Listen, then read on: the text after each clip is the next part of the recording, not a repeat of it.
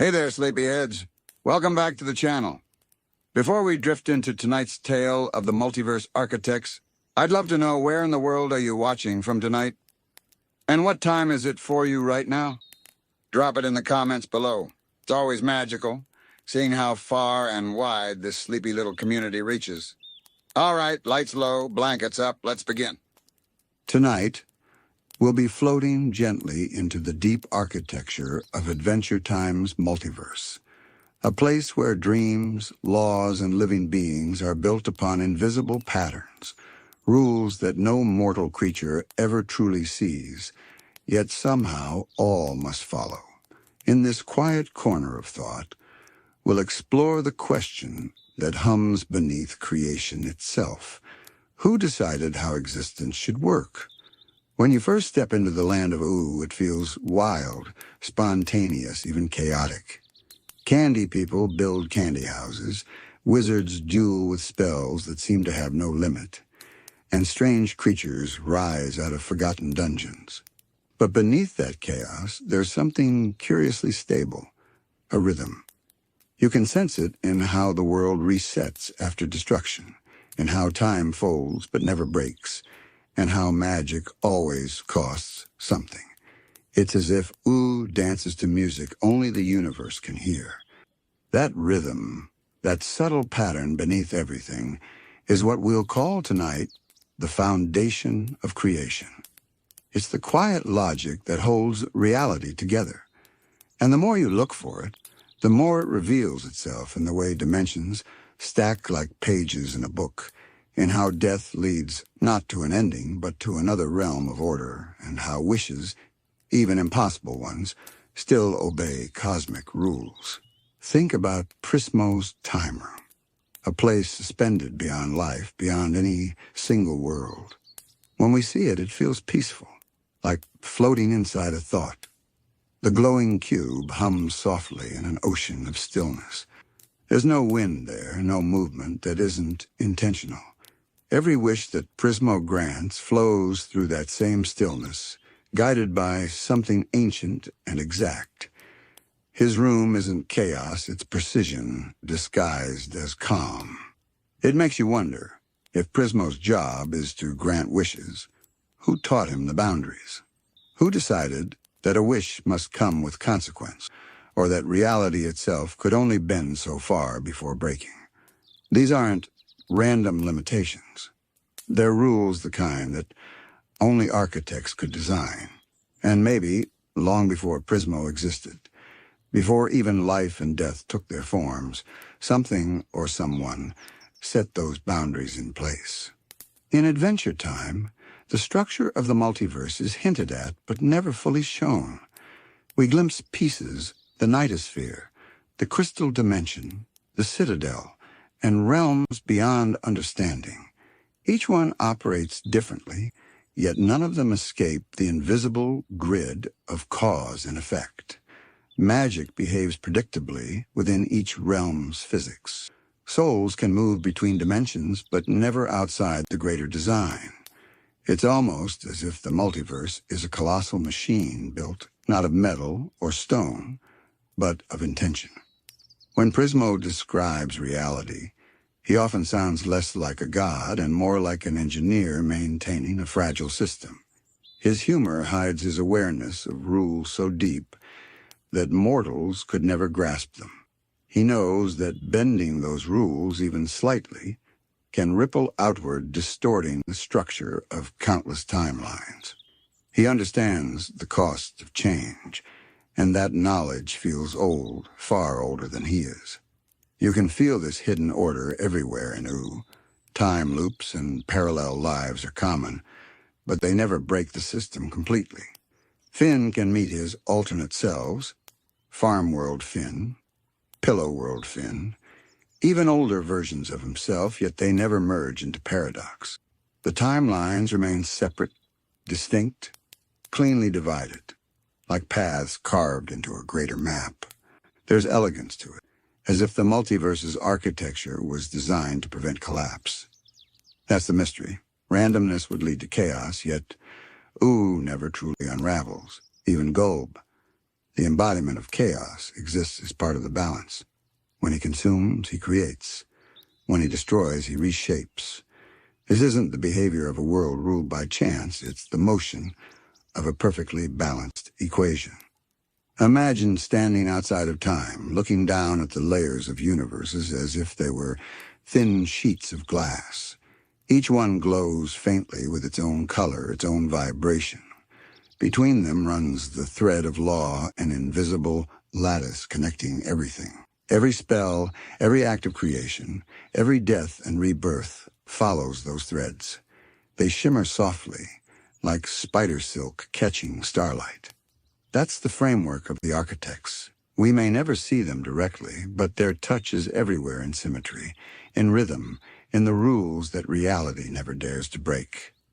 If you listen closely, Adventure Time often whispers hints of this grand design.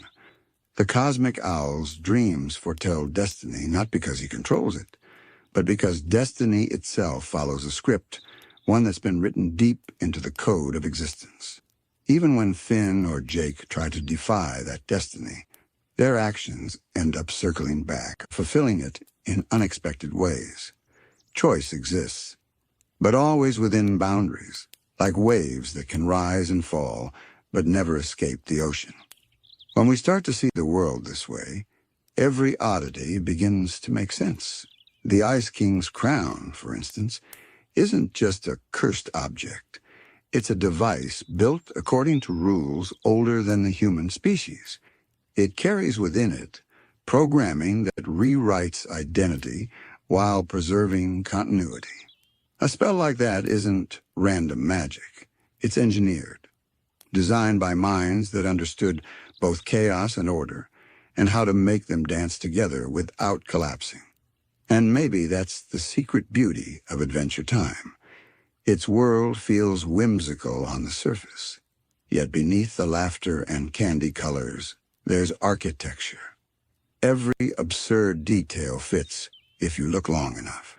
The Lich's hunger for destruction, the elemental cycles, the repeating eras of ice and fire, all of them serve balance. They form the bones of the multiverse, the skeleton upon which everything grows. So if Prismo is a wish granter, then perhaps he's also a custodian one who preserves the pattern, making sure no wish can break it. His calm isn't laziness, it's reverence. He's protecting the design that predates him. Maybe he doesn't even know who built it, only that it must be kept intact. Because if the lattice were to fracture, everything, every dream, every world, every possibility might dissolve into the formless void that existed before creation. But that raises the quiet question at the heart of tonight's story. Who are the ones who built it? Were they gods, scientists, dreamers, or something else entirely? Did they create these universes to explore their own consciousness, or simply to see what could exist? Somewhere hidden between the realms of life and GOLB, there might still be traces of their design. Tiny imperfections in the pattern, like brushstrokes left behind by an ancient artist. If you look at the right moment between sleep and waking, maybe you can glimpse them, the invisible architects who drew the first line, set the first rule, and then stepped back to let reality breathe. The multiverse hums with their memory, and in that hum, that endless soft vibration between worlds, we begin to hear the faint heartbeat of creation itself, steady, patient, eternal. If you close your eyes for a moment and picture that heartbeat soft, slow, echoing through the quiet, you might imagine it as light rather than sound, a glow that pulses through all existence, traveling from one reality to another, passing through dreamscapes and timelines like ripples through water. That rhythm, gentle yet unending, is the whisper of the pattern itself. It doesn't matter whether you're looking at the surface of Oo, the far reaches of the nightosphere, or the still corridors of the time room. The pulse is there, hidden beneath everything. The same geometry, the same balance. Life is allowed to change and play, but always within that quiet heartbeat. When Finn first began his adventures, It was easy to see his world as a playground full of monsters to fight and mysteries to solve. But as time went on, as the veil between worlds began to thin, we started to see how deeply interconnected everything truly was. His dreams weren't just dreams. His alternate selves weren't coincidences. They were expressions of a much larger design reflections of the pattern adjusting itself, exploring every possible version of what Finn could mean. Every life, every decision, branches out from that core pattern. Yet just like the branches of a tree, they all share the same root. Each version of Finn, each timeline and universe, grows from the same seed, the same origin code written by those unseen architects. Maybe that's why Prismo seemed so fond of him. Maybe Finn reminded Prismo of something ancient, of the potential hidden in the design itself, of the spark that makes the pattern more than just structure. Because even the most perfect system needs one ingredient it can't create for itself: meaning. The pattern holds the rules, but it can't feel them. That's what beings like Finn, Jake, and the countless lives of bring into the design: emotion, chaos, growth. Perhaps that was always part of the plan. Maybe the architects didn't just build a machine. Maybe they planted a garden. If you look closely, behaves like something that's grown, not built. The ruins of humanity lie beneath new civilizations of candy and slime, just as soil feeds new trees after a forest fire. Magic flows like sap through its veins, nourishing new life. Time loops back on itself like vines curling toward old sunlight. The pattern, then, may not be mechanical at all. It could be organic, a living organism whose heartbeat we feel through the flow of existence. This is where Adventure Time quietly blurs the line between science and dream. The multiverse has structure, yes, but that structure behaves more like a living body than a cold machine. When one part of the system is hurt, when chaos overflows or balance is broken, the universe reacts, it heals, it resets. Sometimes through strange, painful events, like the Lich's destruction, or the rise of new elemental rulers. But always after the storm, the pattern reasserts itself as if the architects built it to survive anything.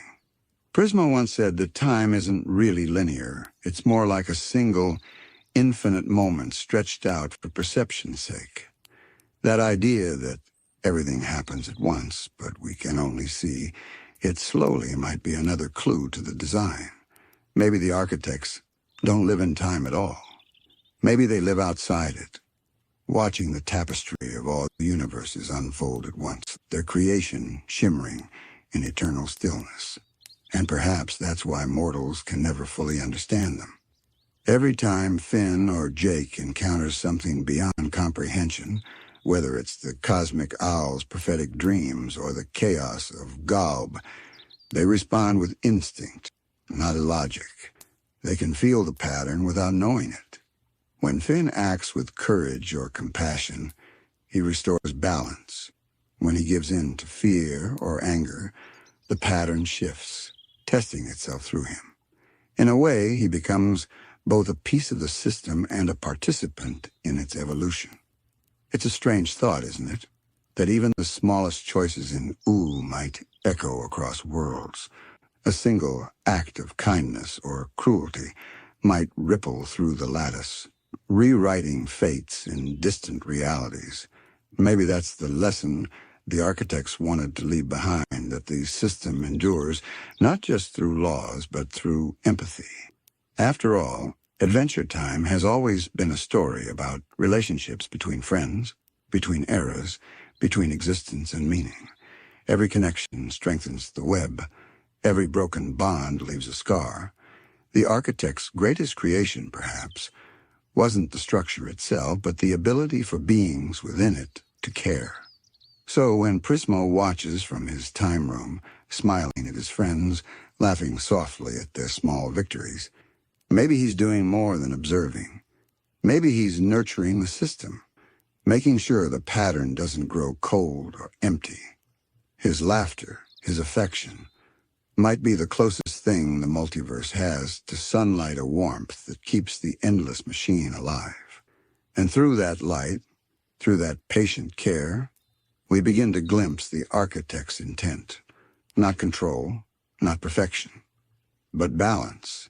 A balance that allows growth and decay, joy and sorrow, birth and death all existing together, feeding one another like night feeds the dawn.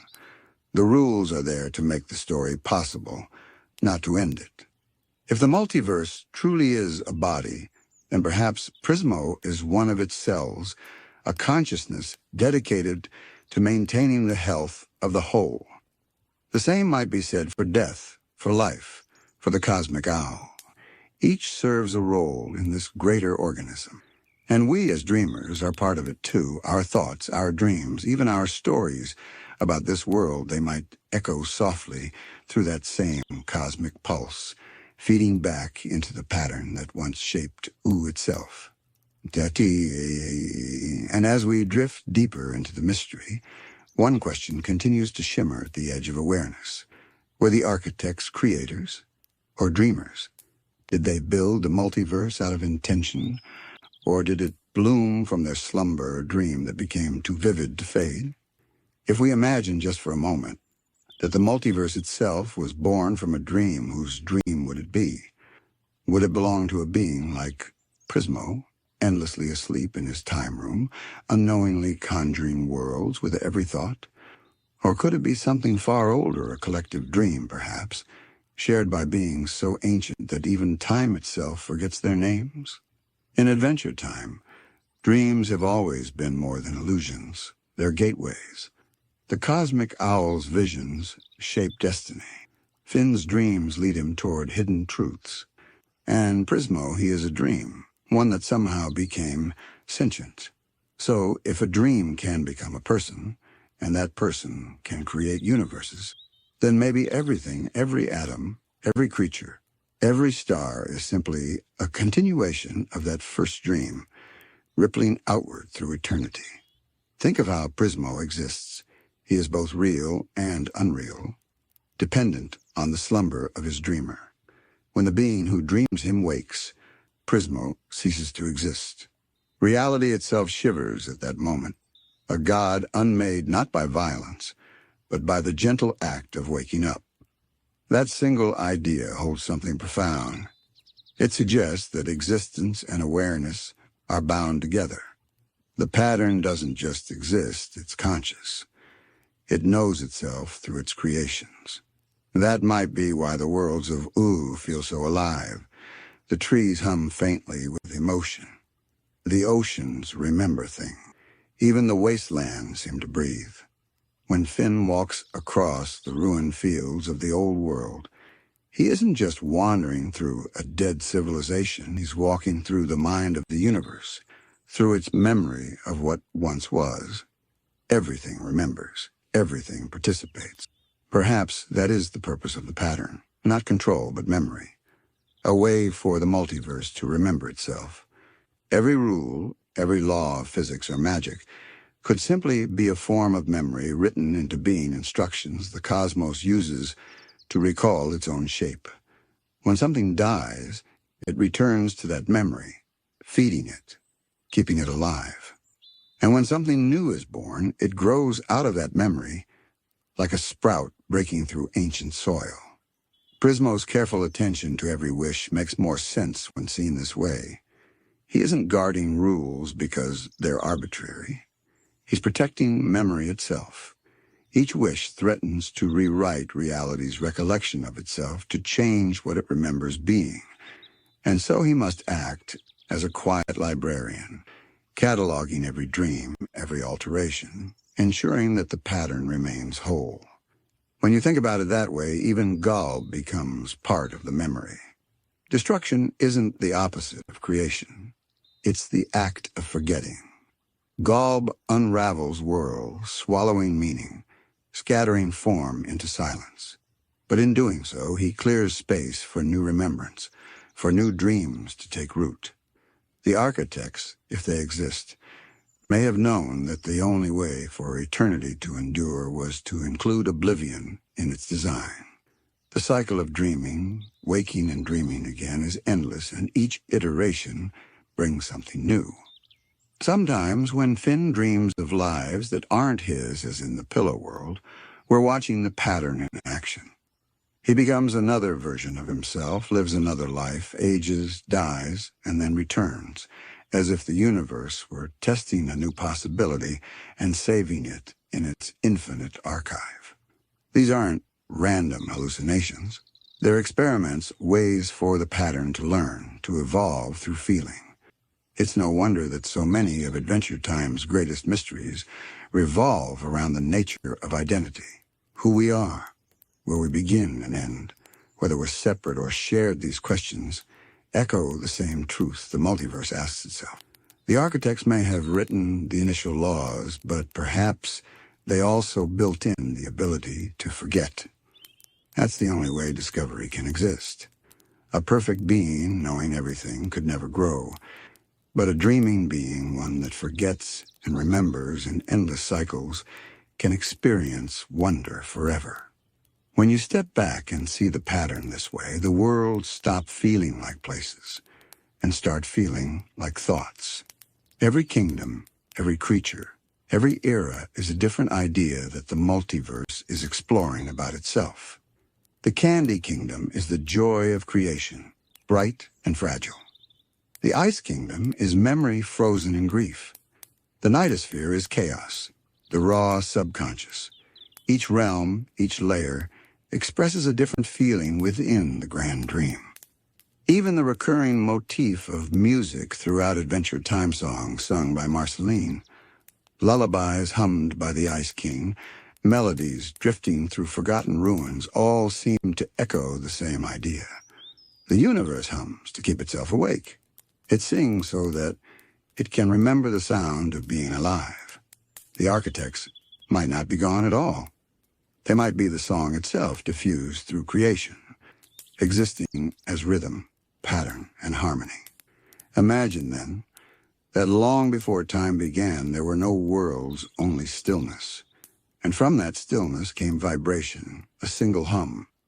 That vibration gathered, folded upon itself, and began to form structure sound, turning into geometry, geometry into space, space into life. Maybe that first vibration was the thought of an architect, the first stir of consciousness within the void. And from it came the entire multiverse, every star, every dream, every heartbeat. So when we watch Prismo grin lazily as he drifts on his couch, or when the cosmic owl spreads his wings over the dreams of mortals, what we're seeing might not be separate beings at all. They might be echoes of that original hum, different notes in the same cosmic song. Their work, their existence, their very being might all be ways the universe keeps its melody going. And if that's true, then perhaps there was never just one architect.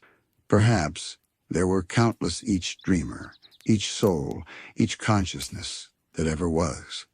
Together they built this pattern, this endless, breathing tapestry of light and memory. We, too, are part of it, each thought we have sending a tremor through the structure. Each dream we dream adding a note to the song that holds all things together. The multiverse, then, may not be something created for us. It may be something created through us, an endless conversation between every dreaming mind, mortal and cosmic alike. And somewhere in the silence between those dreams, the architects are still listening. When you think about it like that we might all be fragments of the same dreaming being, the separation between gods and mortals begins to blur. Prismo, the cosmic owl, even Finn and Jake, they're all expressions of the same underlying consciousness, each one playing a role in maintaining balance within the greater design. Every action they take sends a pulse through the structure, a gentle adjustment to keep the dream stable. Maybe that's why the universe seems to favor balance over dominance. No matter how powerful a being becomes, whether it's GOLB, life, or even the Lich, They can never truly overthrow the system. They can distort it for a while, twist its harmony, but the lattice always heals, like a body knitting its wounds, or a melody returning to its root note. That's not resistance. That's resilience. It's as if the pattern itself desires continuity, learning from every disruption instead of fighting against it. This quiet self-correction appears everywhere. When the lich destroys, new life blooms from the ashes. When Ice King's madness spreads loneliness, friendship finds a way to heal it. Even when universes collapse, their remnants form seeds for new realities. Every ending becomes part of the next beginning. It's not control, it's choreography, a slow and graceful dance written by unseen hands. The architects may not intervene directly because the design no longer needs them. It sustains itself through equilibrium, through rhythm, through what feels almost like compassion. That compassion flows through the small stories most of all. Finn's kindness to creatures he doesn't understand, Jake's faith in impossible things, Marceline's songs about love and loss. These are not accidents. They're acts of resonance. Each emotion that exists in one universe vibrates faintly in all the others. When one person learns forgiveness, the echo of that learning travels through the pattern, softening countless other worlds. Perhaps that's what keeps the multiverse alive, not power but empathy repeated forever. Prismo, resting in his timeless chamber, might be the closest thing we have to a witness of this compassion. He watches universes rise and fall, heroes live and die, yet he never seems sad. His calm isn't apathy, it's understanding. He's seen that nothing is ever truly lost. Everything that fades away returns somewhere else, transformed but remembered. In that awareness lies peace, the peace of knowing that creation and destruction are just breaths in the same great body. If the architects left anything behind, maybe it's that feeling. The certainty that no matter how strange or tragic existence becomes, it all belongs. The laws of the multiverse time, death, magic, and consequence are not cages, but currents. They guide the flow so that the dream can continue without tearing itself apart. And through that flow, every being finds its purpose, even if it never realizes it. Consider the way Finn's story unfolds. He begins as a child seeking adventure, chasing monsters and treasure. But over time, his quest becomes inward toward meaning, toward understanding himself. That journey mirrors the multiverse's own evolution. The cosmos itself seems to be growing, learning through the lives it creates. Perhaps the architects designed it not to be perfect, but to become perfect through endless experience, endless trial, endless dreaming. Even the smallest details of the world reflect this striving. The relics of the old human civilization still linger, whispering stories of curiosity and failure. Magic and science, two sides of the same law, coexist uneasily but inevitably. The elements ice, fire, candy, and slime continue their eternal cycle of domination and renewal, like the heartbeat of nature itself. These aren't accidents. They're repetitions, patterns testing new arrangements, each one closer to balance than the last. And in the quiet moments, when night settles over Ooh and the stars shimmer softly above, you can almost sense that the world knows it's part of something vast. The wind through the trees carries the same rhythm as the pulse of the galaxies. The moonlight reflects the same equations that govern Prismo's wishes. Everything mirrors everything else. The architects might not need to watch over their creation anymore. It's watching itself now. Maybe that's the secret at the core of all this, that the pattern beneath creation was never meant to be hidden. It was always visible to those who look slowly enough, gently enough to see it. It's in the spiral of a snail's shell, the swirl of a cloud, the rise and fall of every song sung in Ooh. It's in the way friends find each other again and again, across timelines and lifetimes. And when we recognize that, even as mere dreamers drifting through our own tiny worlds, we become part of the architect's design ourselves. Every choice we make, every story we tell, becomes another thread in that endless tapestry. We extend the dream, keeping it alive. So perhaps there were never distinct creators standing above everything. Perhaps creation is ongoing, a gentle collaboration between all who exist. Prismo's laughter, the cosmic owl's flight, Finn's courage, your quiet thoughts as you listen. Now all of them are pieces of the same pulse, the same luminous pattern breathing through eternity. And that brings us to the quiet truth at the heart of the multiverse, that existence is not a structure to understand, but a song to join. The architects might still be out there dreaming, listening to every note that arises from their design. Or maybe they become the song itself, woven into every light, every heartbeat, every moment that glows softly in the dark. Somewhere between waking and dreaming, the pattern continues to hum eternal, gentle and alive. And though we may never see its beginning or its end, we are all part of its rhythm, breathing in time with the great, unseen architects of creation. When we drift deeper into the idea of the multiverse as a grand pattern, one truth begins to shimmer softly beneath it all, that creation might not have begun with a bang or a spark, but with a dream so vast, so intricate, that it mistook itself for reality. And perhaps that is what we live inside, the dream of existence itself, unfolding endlessly through the minds that imagine it. If the first segment was about the pattern, the rules, the architecture, then this one is about the dreamers who give that structure life, the beings who breathe emotion into geometry and meaning into endless time. Because even the most perfect design is hollow without a dream to inhabit it.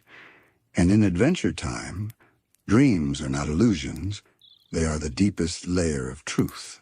From the moment we meet Prismo, we're told he isn't truly alive in the conventional sense. He's a dream specifically, the dream of an old man sleeping in another dimension. This strange fact reshapes everything we know about him. His kindness, his humor, his loneliness, all the emotions he feels are the emotions of a dream, vivid and fragile. Yet his dream creates real consequences. When he grants a wish, universes bend, realities change, lives are rewritten. A dream that can rewrite existence that is not fantasy, that is creation itself. Prismo's situation invites a quiet question. If a dream can create reality, then what separates the dreamer from the creator? Perhaps there is no difference. Perhaps dreaming is the first language of creation, the way consciousness experiments with possibility before shaping it into form. The architects we spoke of earlier might not have built the multiverse with tools or logic, but with imagination, the same force that makes Prismo real, the same force that allows Finn to experience lives he never lived. Dreams in Adventure Time are woven through everything. They act as bridges between dimensions, between minds, and between selves. When Finn dreams, he doesn't simply rest, he travels. His mind stretches into realms where time and space dissolve. Sometimes he meets versions of himself that feel just as real as his waking identity. The Pillow World, for instance, a place where Finn lived an entire lifetime, grew old, and died peacefully before waking to find it had been a dream. But it was real. He remembered it. He felt its love, its loss, its meaning. That world didn't vanish when he woke. It became another thread in the pattern, another echo in the multiverse's song. If Prismo can exist as a dream made flesh, then the Pillow World might have been another such dream, perhaps dreamed by Finn himself, or by something dreaming through him. Dreams don't vanish. They are shared. They ripple outward, attaching themselves to other minds, other worlds. And so we begin to see the multiverse not as a structure of separate realms, but as an ocean of overlapping dreams. Each reality floats within another, each one capable of dreaming new realities into being. The time room, the crystal dimension, even the dreamscape itself, all could be layers of a single mind, forever folding in on itself, exploring every possible form of existence. Imagine for a moment that the cosmic owl is not simply a messenger of destiny, but a custodian of dreams. He visits those on the verge of revelation, delivering visions that shape their fates. But perhaps those visions don't come from him alone. Perhaps he is part of a larger consciousness, a network of dreamers maintaining the flow of imagination that sustains reality. Every prophecy, every dream that feels like more than a dream, could be the whisper of that network ensuring the multiverse keeps dreaming itself awake. It's a strange and beautiful thought that every sleeping being across every universe contributes to the same eternal dream. When a child in Oo closes their eyes, when a demon in the nightosphere drifts into slumber, when a cosmic entity like life or death pauses in reflection, they are all connected through the same current. That current could be the nervous system of the multiverse, transmitting feeling and story and memory across infinite worlds. Even death, in this sense, becomes another kind of dream.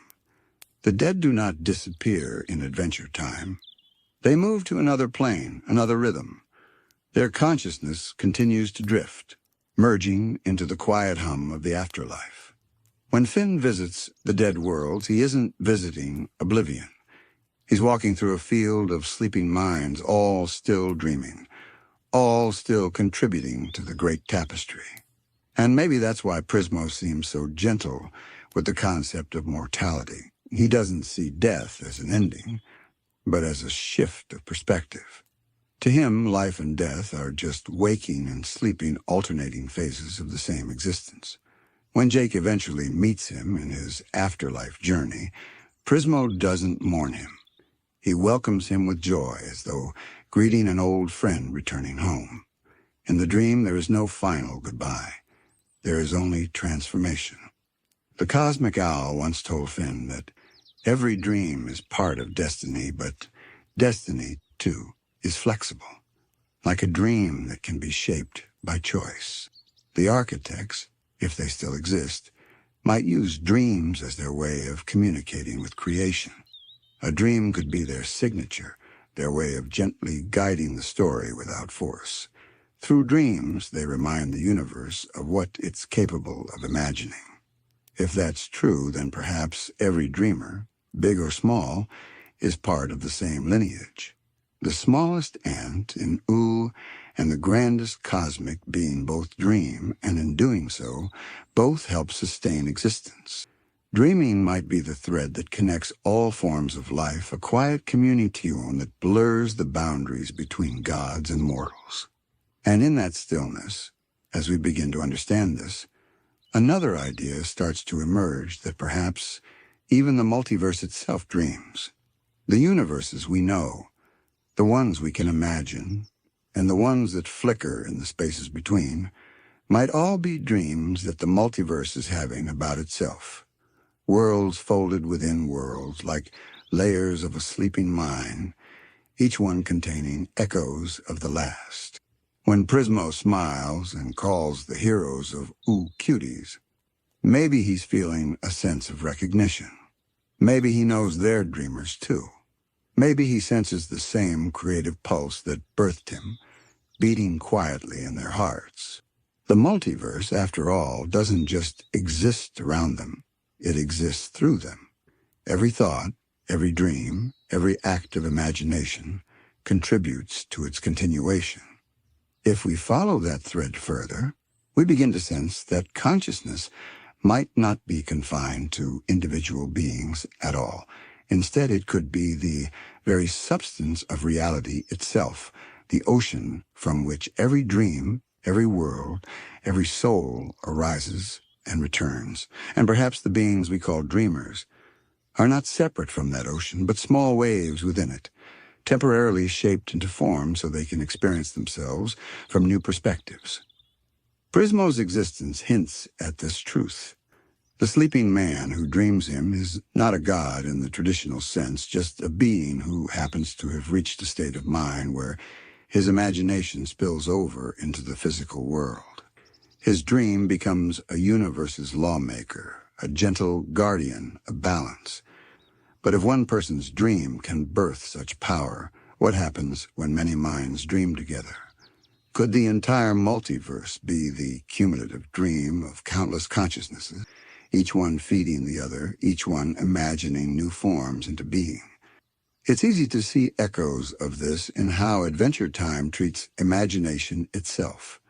The land of Oo was born out of the Great Mushroom War, a tragedy that should have ended the world, yet from the ashes of destruction, imagination flourished, magic reawakened. Life evolved into strange and wondrous forms. It's as though the planet itself dreamed its way back into existence, healing through creativity.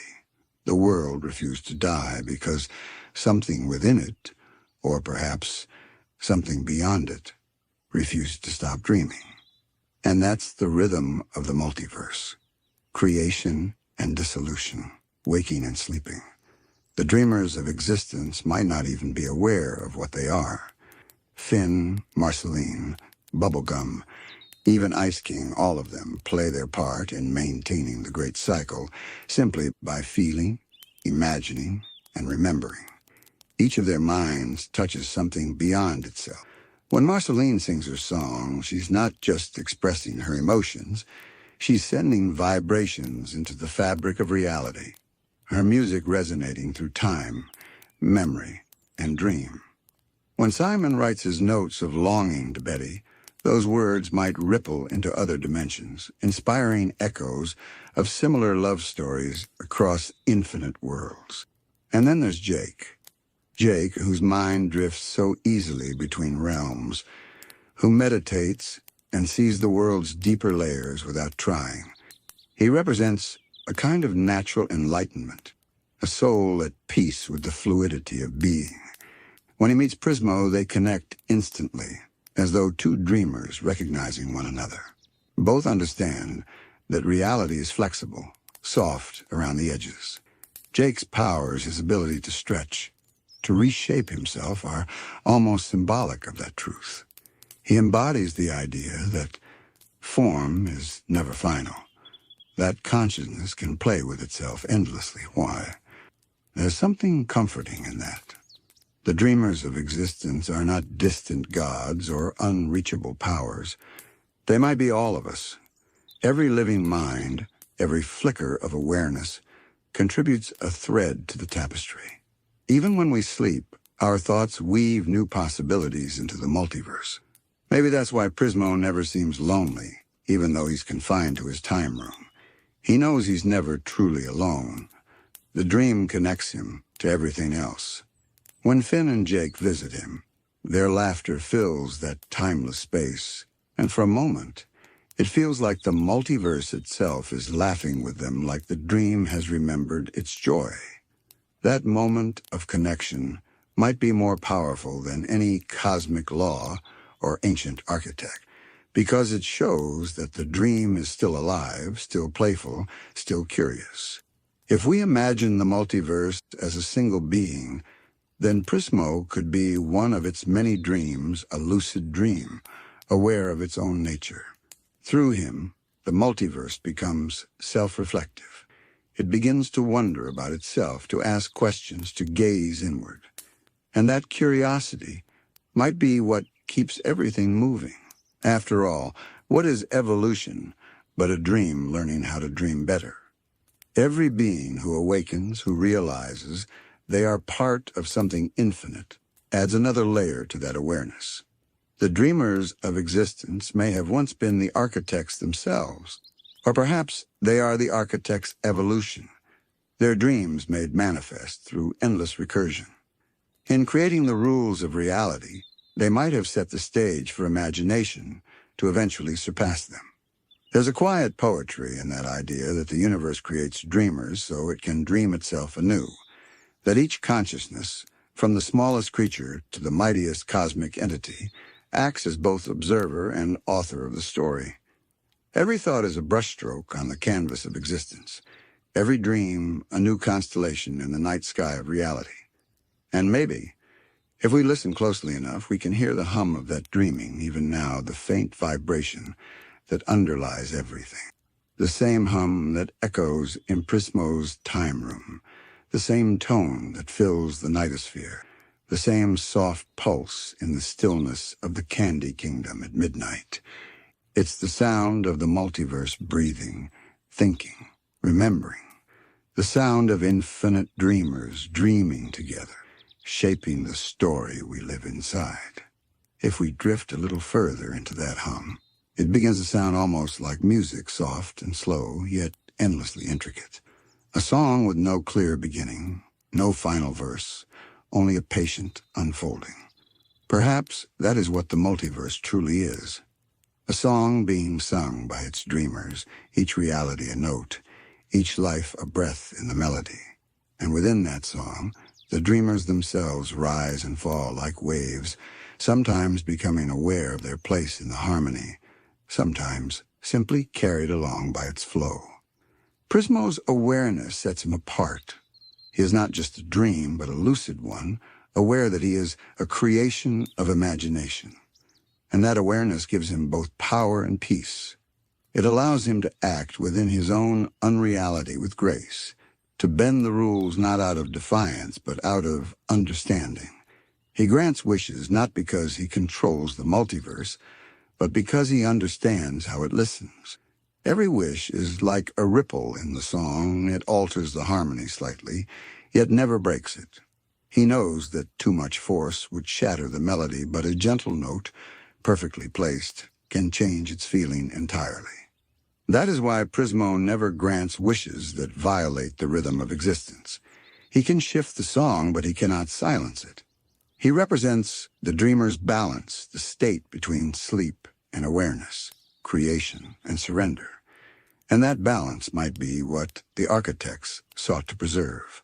For even in the most vast and endless multiverse, there must be a dreamer who remembers how to dream gently. In Adventure Time, that gentleness often appears in the moments we least expect. Think of Finn lying in his bed after a long adventure, his sword resting nearby, the moonlight spilling across the floor. His dreams are filled with fragments of other lives, alternate selves, echoes of worlds that may or may not exist. Yet when he wakes, he carries something from them, a feeling, a lesson, a small piece of wisdom that guides him forward. Each dream changes him, and through him, the world around him changes too. Dreams, in that sense, are not escape. They are rehearsal. The multiverse tries out new possibilities in the safety of sleep before letting them unfold in waking life. Every alternate timeline, every what-if, might simply be the multiverse dreaming ahead of itself, experimenting with outcomes, seeing which melodies harmonize and which dissolve into noise. This might explain the existence of places like the farm world or the universe where Icefin wields the crown. These aren't accidents of dimension, they are dream experiments.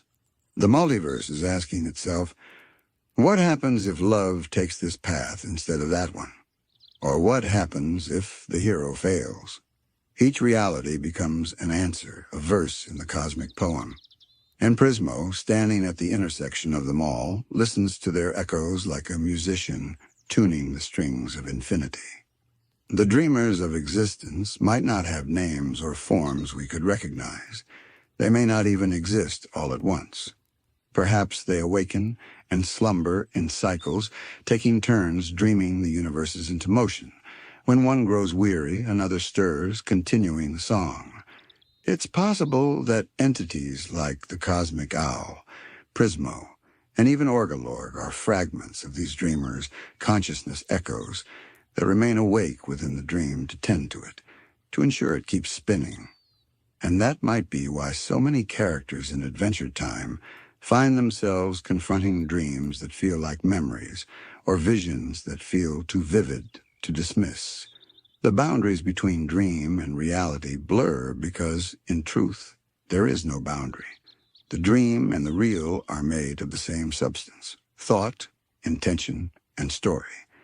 The only difference is awareness.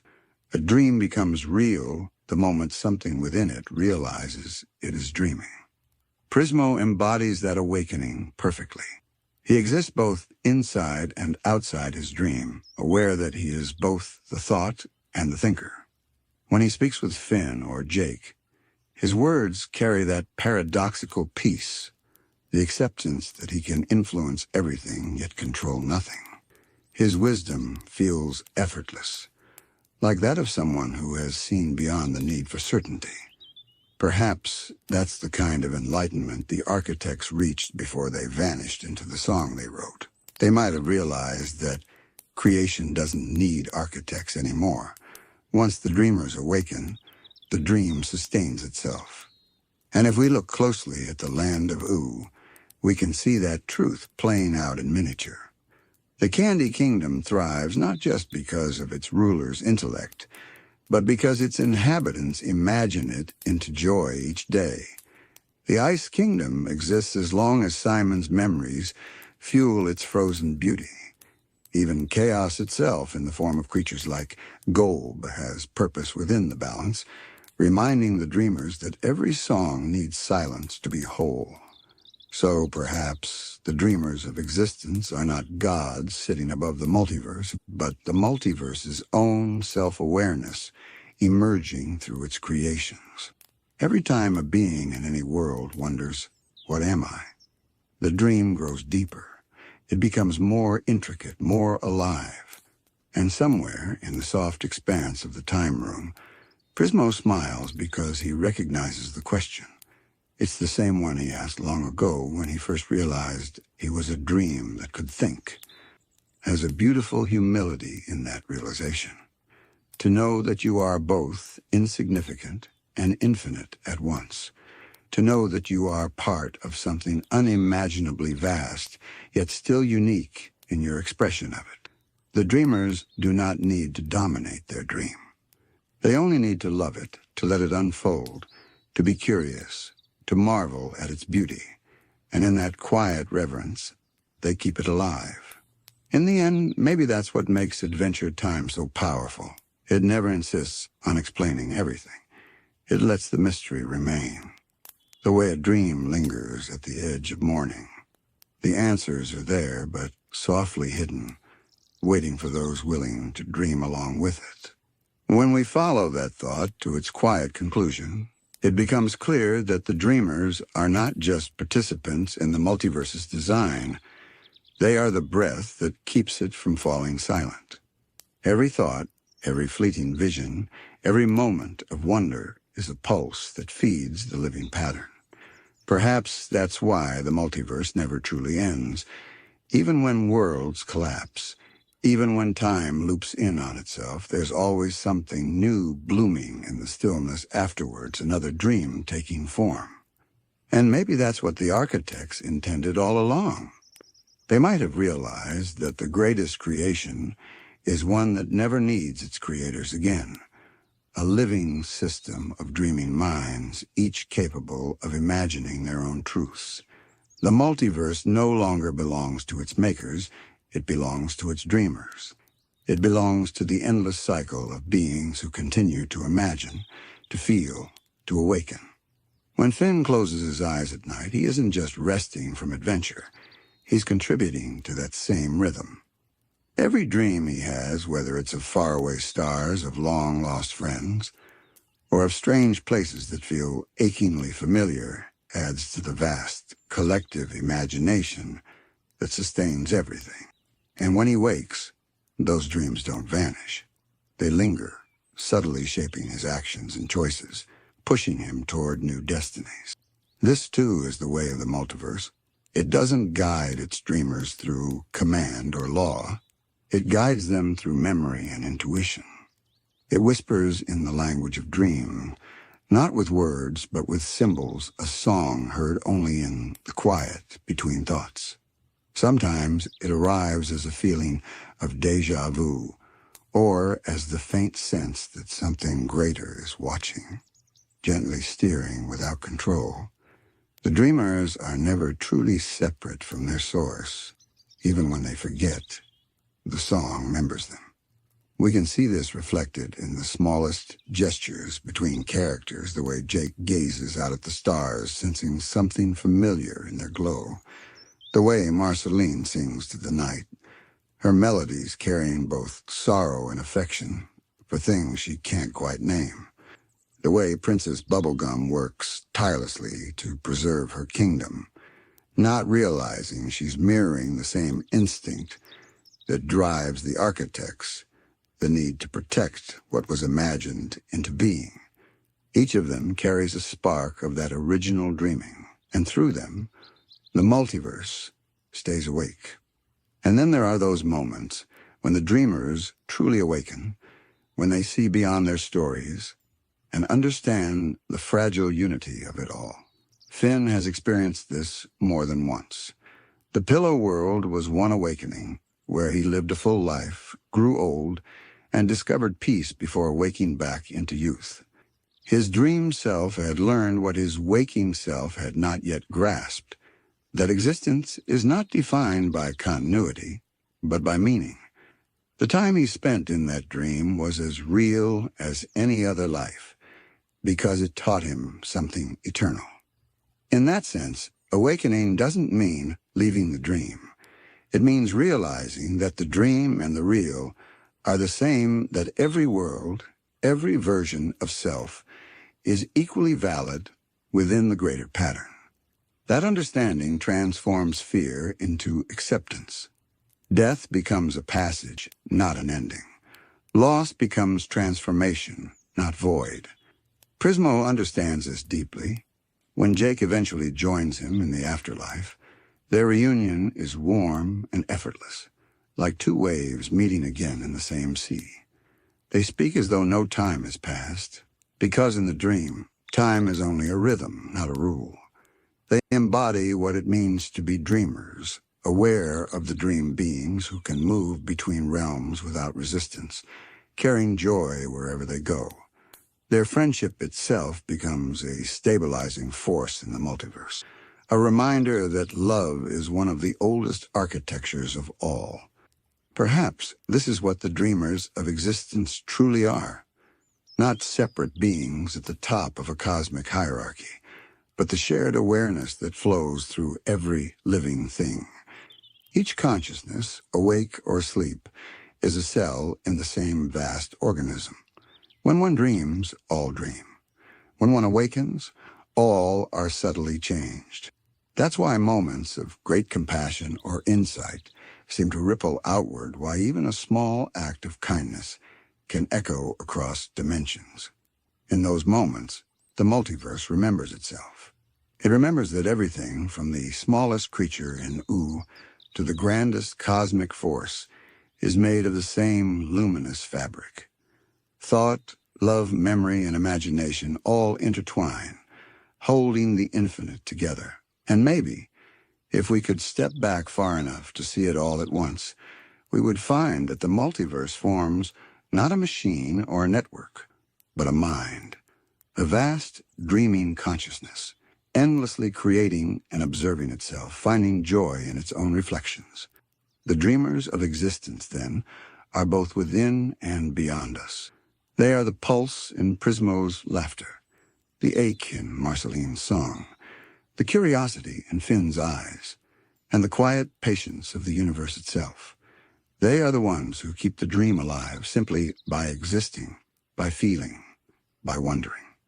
And as we listen to the soft hum of the multiverse, the eternal lullaby that binds everything together, we begin to sense a deeper truth forming beneath it. The dreamers are not dreaming for the multiverse.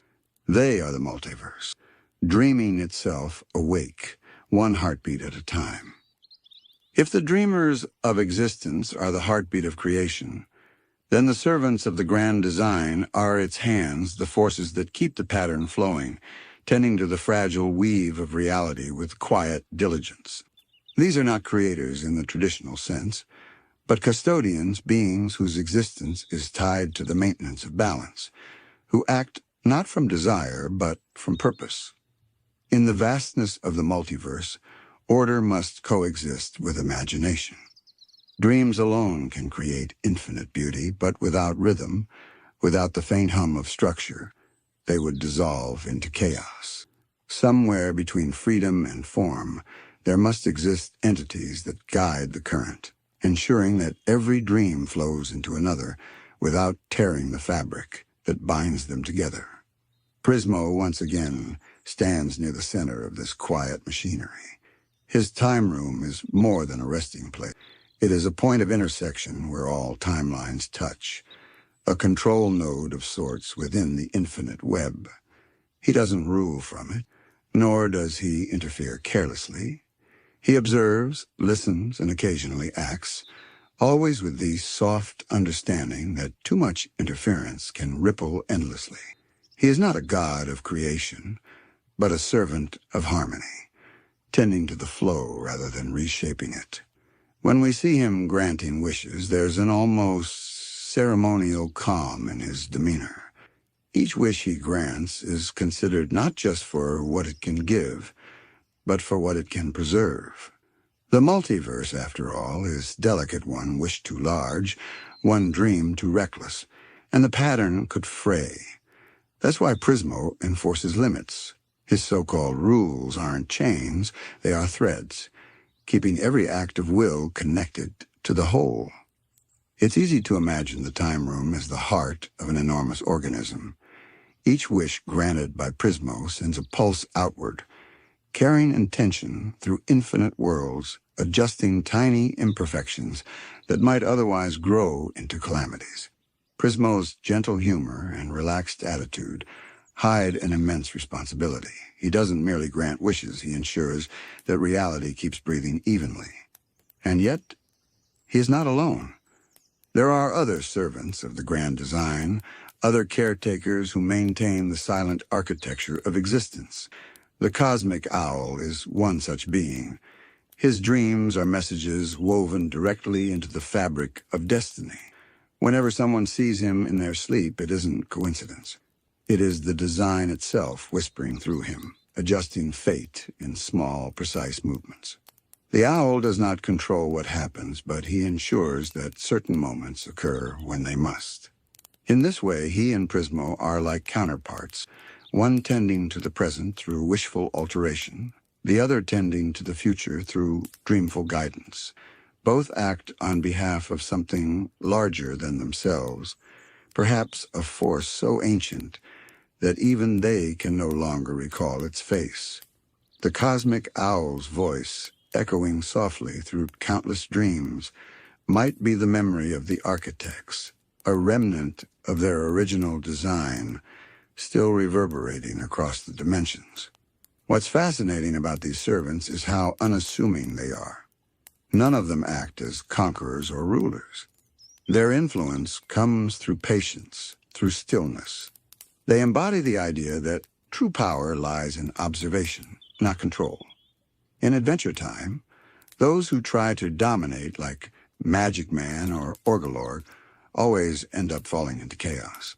But those who serve the rhythm, who listen and adapt, remain eternal. Prismo understands this instinctively. The cosmic owl, too, acts without ego.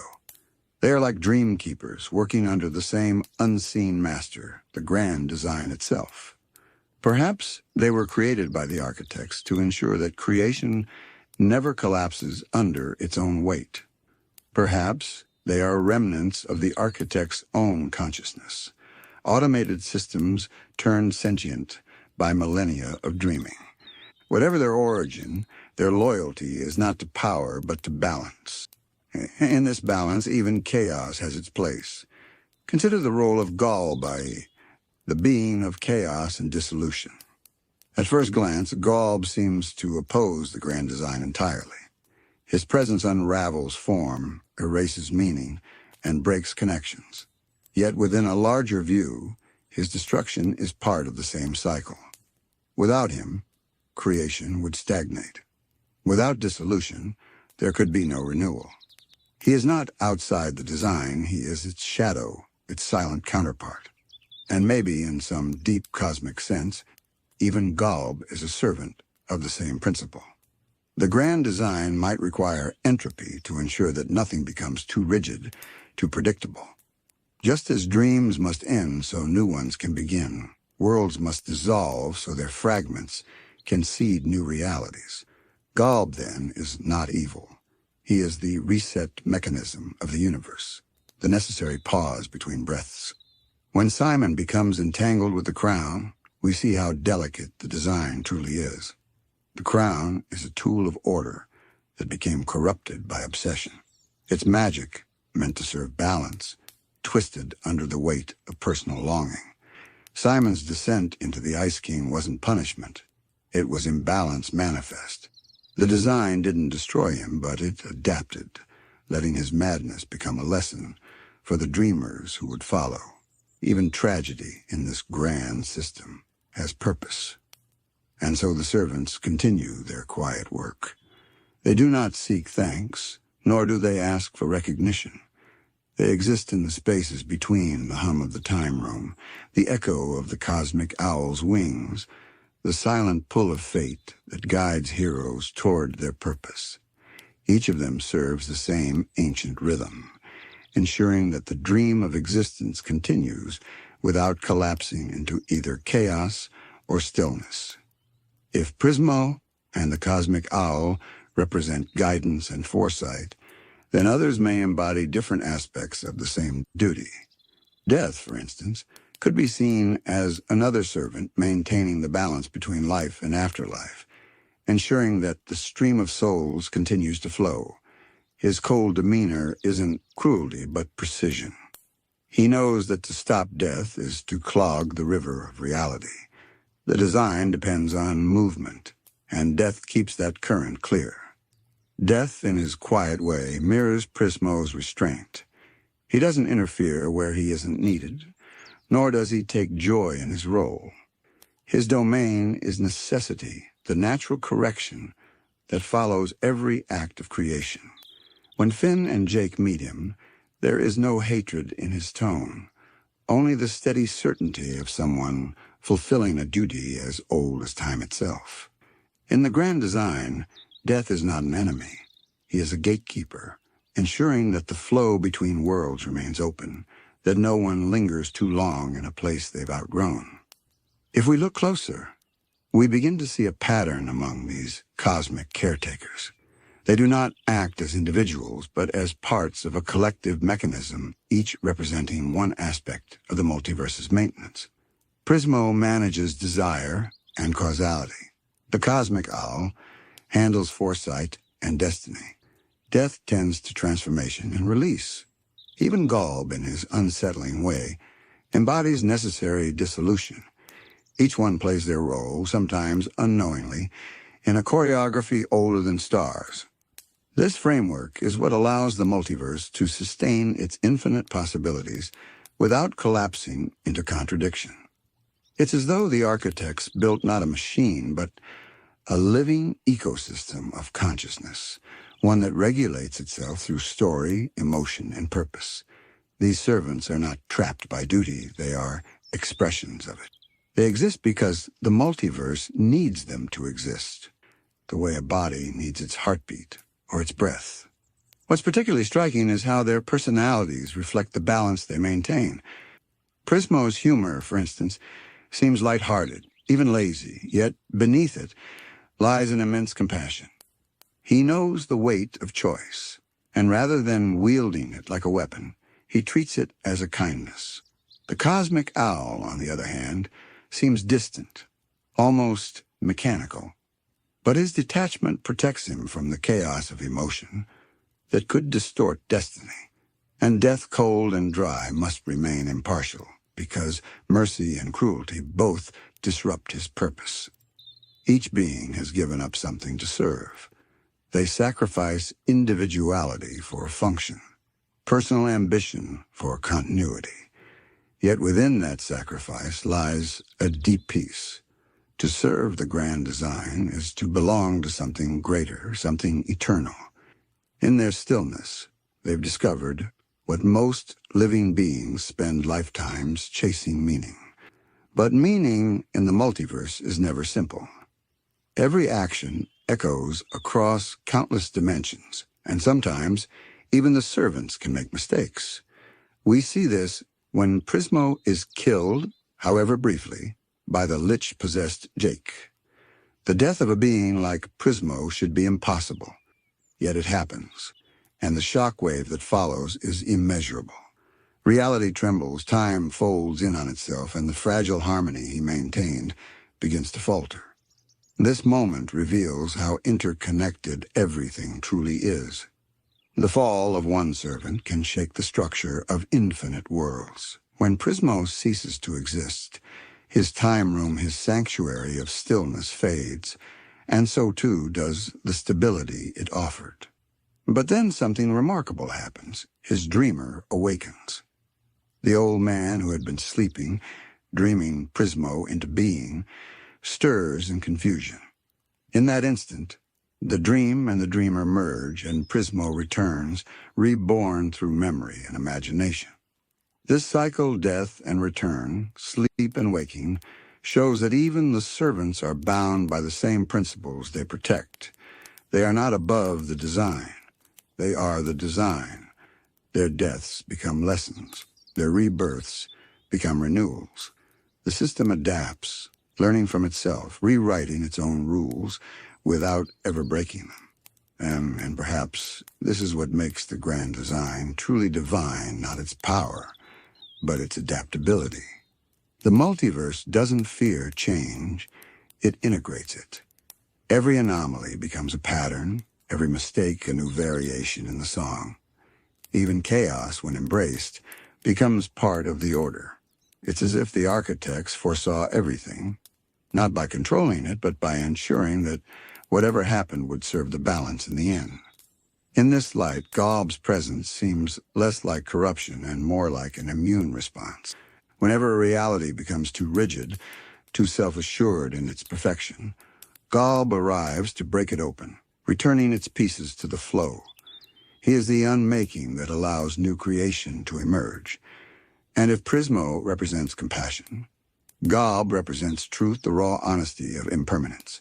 Together, they maintain the multiverse's pulse: creation, dissolution, renewal. Even within Ooh, this pattern repeats. The Candy Kingdom rises and falls. Magic returns and fades. Heroes are born, grow, and vanish. The surface story may be one of adventure and emotion, but beneath it flows the same timeless rhythm, service to something larger. Every creature, knowingly or not, contributes to that balance through kindness, through conflict, through the very act of existing.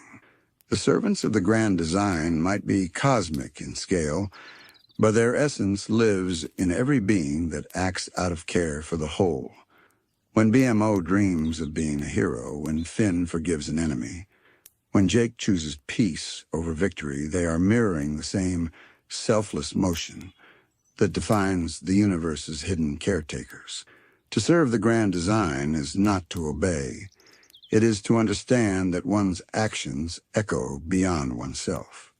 And maybe that is the hidden lesson these cosmic figures embody. That the greatest power is not in creating worlds, but in sustaining them. Not in ruling, but in tending. The multiverse doesn't need gods who command. It needs beings who listen, who can hear the heartbeat beneath the noise and act in harmony with it. When we look at Prismo, the cosmic owl, death, and even the ancient psychic tandem war elephant, we can begin to see how the universe speaks through archetypes. Each of them embodies an eternal function, yet each wears the mask of personality to make that function knowable. The multiverse, in its vastness, needs intermediaries' voices that can translate its silent laws into the language of sentient minds. Prismo, lounging forever in his time bubble, grants wishes but always ensures balance. His charm and warmth disguise a deep understanding of consequence. The cosmic owl appears only in dreams, his hoots echoing like distant thunder, marking the inevitability of fate. Death greets each soul without hatred or kindness, for in the end, he belongs to neither. These figures remind us that the architects, whoever or whatever they were, did not simply build worlds, they built roles, repeating patterns that echo through all existence. It's easy to imagine them as divine engineers, but perhaps it's more accurate to see them as storytellers. In a story, every character must serve a purpose, even if that purpose is tragedy or transformation. Likewise, every servant of the grand design performs their duty, not because they were commanded to, but because they are that duty. To be Prismo is to wish and balance. To be death is to end and renew. The task and the self are one. This idea becomes even more haunting when we realize that these cosmic beings may not possess free will in the way mortals do. Their choices seem predetermined by the nature of their existence. Yet within that predestination, they still find tenderness and individuality. Prismo's affection for Jake, for example, is not an error in programming. It is the multiverse expressing compassion through him. In a sense, love itself is part of the machinery, a quiet lubricant that keeps the cosmos turning. It's as if the architects understood that order alone could not sustain eternity. There had to be warmth within the design, a living breath between the equations. So they allowed feeling to blossom within the servants, giving them the power to care. Not too much, never enough to undo their purpose, but just enough to make their existence meaningful. Without that compassion, the multiverse might still function, but it would be cold, mechanical, and lifeless. When we think of Prismo's laughter, or the cosmic owl's distant songs, or even death's still patience, we sense that faint pulse of humanity, or rather, something older that humanity inherited. The multiverse does not operate through domination, but through participation. Every being, from the smallest ant to the most infinite entity, participates in the same cycle of giving and receiving. The servants of the grand design are the clearest expressions of that cycle, bridges between mortal emotion and cosmic order. And yet there's an undercurrent of mystery surrounding their origin. If these beings serve a structure greater than themselves, what lies above that? Were they created directly by the architects, or did they emerge naturally as patterns born from the multiverse's self-awareness? Some fans have speculated that Prismo and the others are projections, not entities in the conventional sense, but focal points where the multiverse reflects upon itself. Like eyes blinking open within a dream, they are ways for existence to perceive its own functioning. If that is true, then the servants aren't merely caretakers, they're dream organs of a living cosmos. They embody the processes that allow the multiverse to dream coherently. Time, fate, death, chaos, rebirth. Through them, the multiverse maintains both structure and imagination. The dream cannot collapse because the dreamers within it know how to balance themselves. Finn's encounters with these entities might not just be adventures or symbolic lessons. They might be the multiverse reminding itself that it is alive, using the hero's journey as a form of self-communication. When Finn meets death, he faces the truth of endings. When he meets Prismo, he glimpses the art of creation. When he meets GOLB, he experiences the necessity of destruction. Each meeting is part of a cosmic introspection, with Finn playing the role of the conscious mind wandering through its own dream. Perhaps that is what the grand design truly is, not a blueprint written by external architects, but a pattern of self-awareness that repeats infinitely. The servants are its manifestations, and mortals like Finn are its experiments in reflection. When Prismo smiles at him and calls him cute, it's not condescension, it's recognition, a fragment of the infinite seeing itself in miniature. The servants maintain the design, but they also learn from it. Each interaction with a mortal changes them slightly, adding new layers to their understanding. Prismo's bond with Jake and Finn introduces affection into his otherwise neutral duties. Death's willingness to converse with mortals suggests curiosity about the living. Even the cosmic owl, bound to prophecy, sometimes seems wistful, as if longing to understand the dreams he delivers. Through these subtle evolutions, we witness something profound. The grand design is not static. It grows. The architects may have established its foundations, but its caretakers ensure it remains alive. Like gardeners tending a vast, starry orchard, they prune what grows wild, plant what withers, and let chance scatter new seeds. What appears to us as randomness may be their quiet artistry, shaping existence without force. And yet one can't help but wonder, do these servants ever dream of freedom?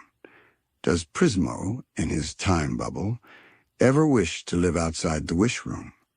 Does Death ever wonder what it's like to be mortal again, even for a heartbeat?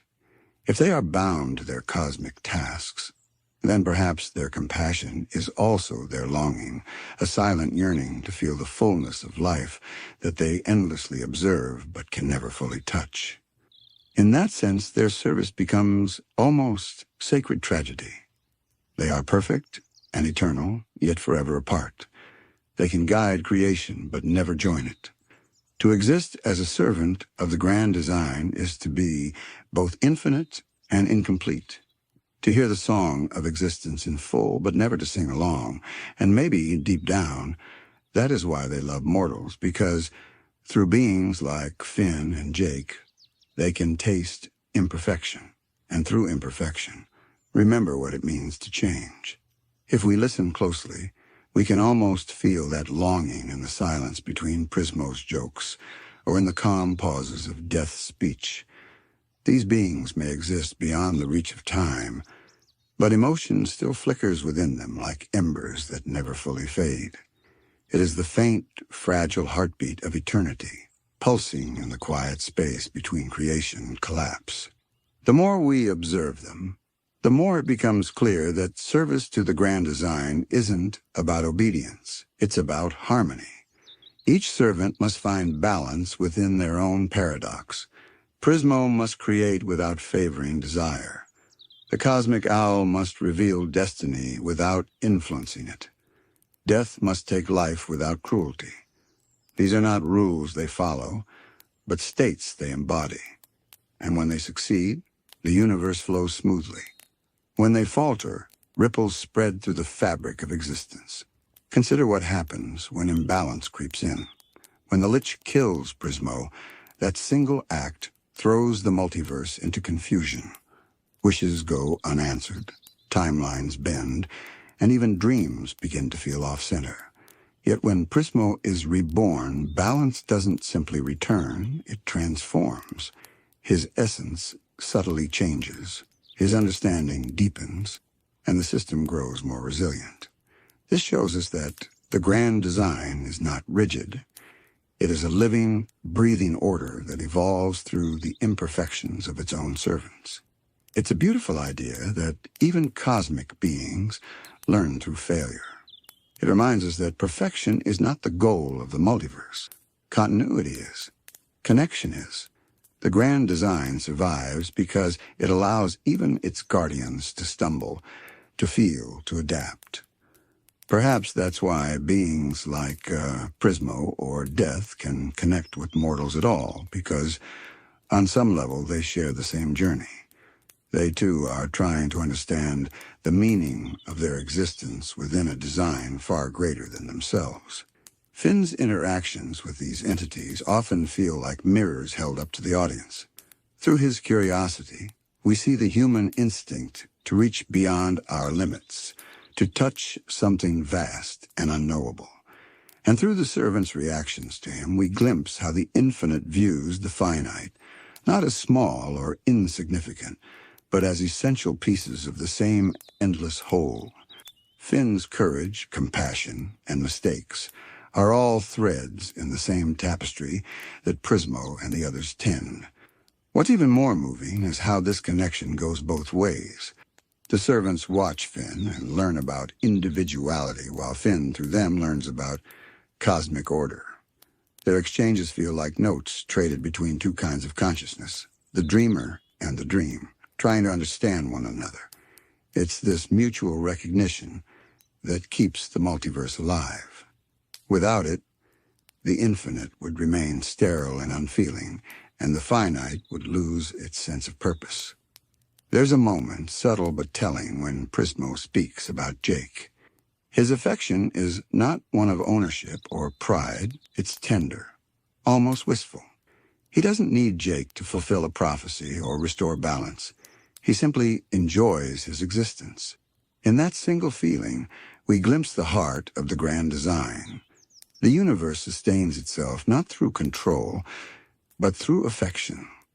The quiet willingness to care for what exists simply because it does exist. It makes you wonder whether the true architects, the ones who set this all in motion, understood that love was not a side effect of creation, but its foundation. Maybe they built the servants not merely to regulate the multiverse, but to feel it, to keep its pulse steady through empathy.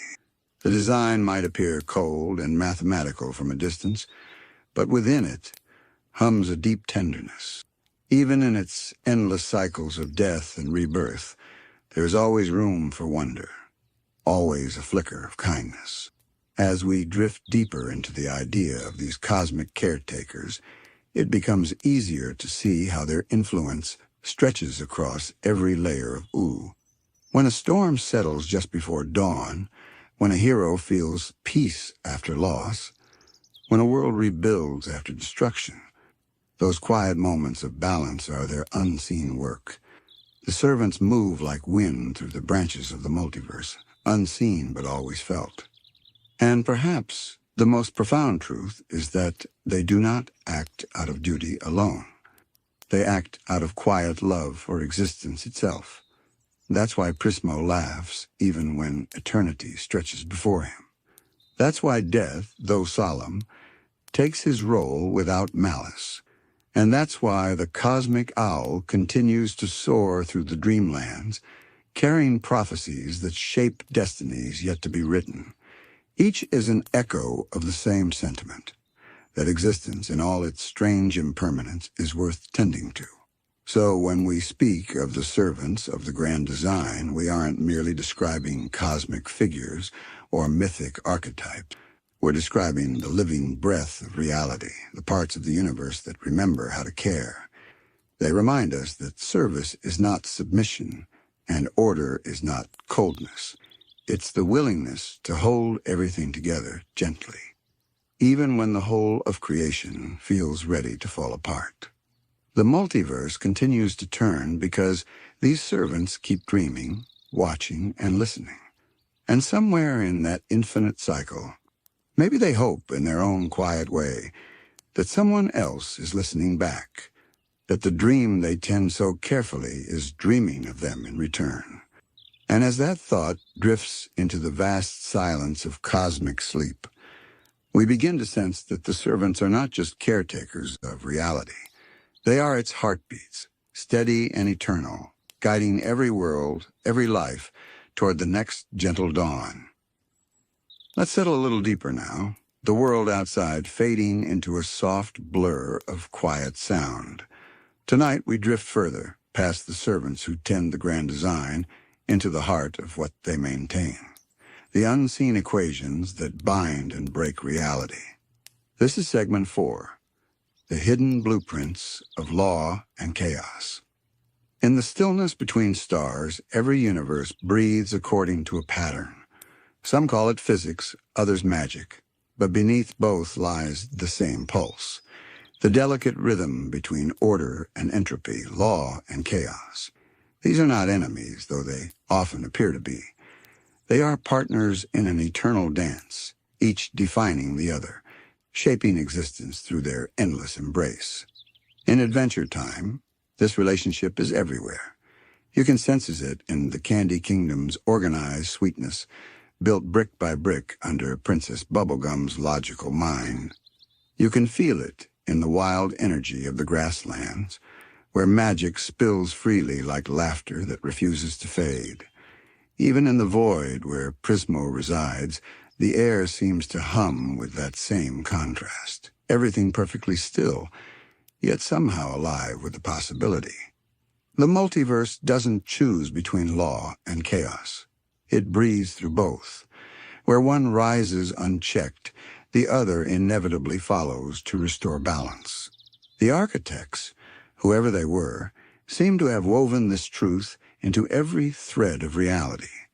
Their design wasn't meant to create stability or disorder alone, but to let the two coexist so that creation could remain fluid, adaptable, and alive.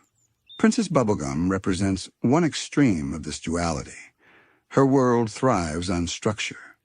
Every molecule of the Candy Kingdom is carefully crafted, every citizen born from calculated purpose. To her, control is safety. Predictability is peace. Yet her perfection often leads to fragility. When things deviate from her plan, she struggles to accept the unknown. Her rule brings security, but it also edges toward stagnation, a static perfection that could in time suffocate life itself. And then there is chaos, the other half of the blueprint. Characters like Magic Man or the creatures born from elemental power embody it. They act without logic, guided by emotion, impulse, and whim.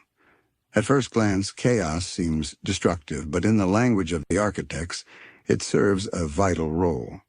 It breaks what has become too rigid. It breathes novelty into universes that would otherwise calcify under their own rules. The tension between these forces isn't simply a moral one. It's existential. Without law, chaos would dissolve everything into formless potential. Without chaos, law would freeze existence into lifeless perfection. The balance between them is what gives rise to growth, decay, and rebirth, the cycle that keeps every world, every being in motion. It's why, in the end, Ooh feels alive. It's not a perfect world, but a living one, constantly shifting between extremes. Magic surges, fades, returns.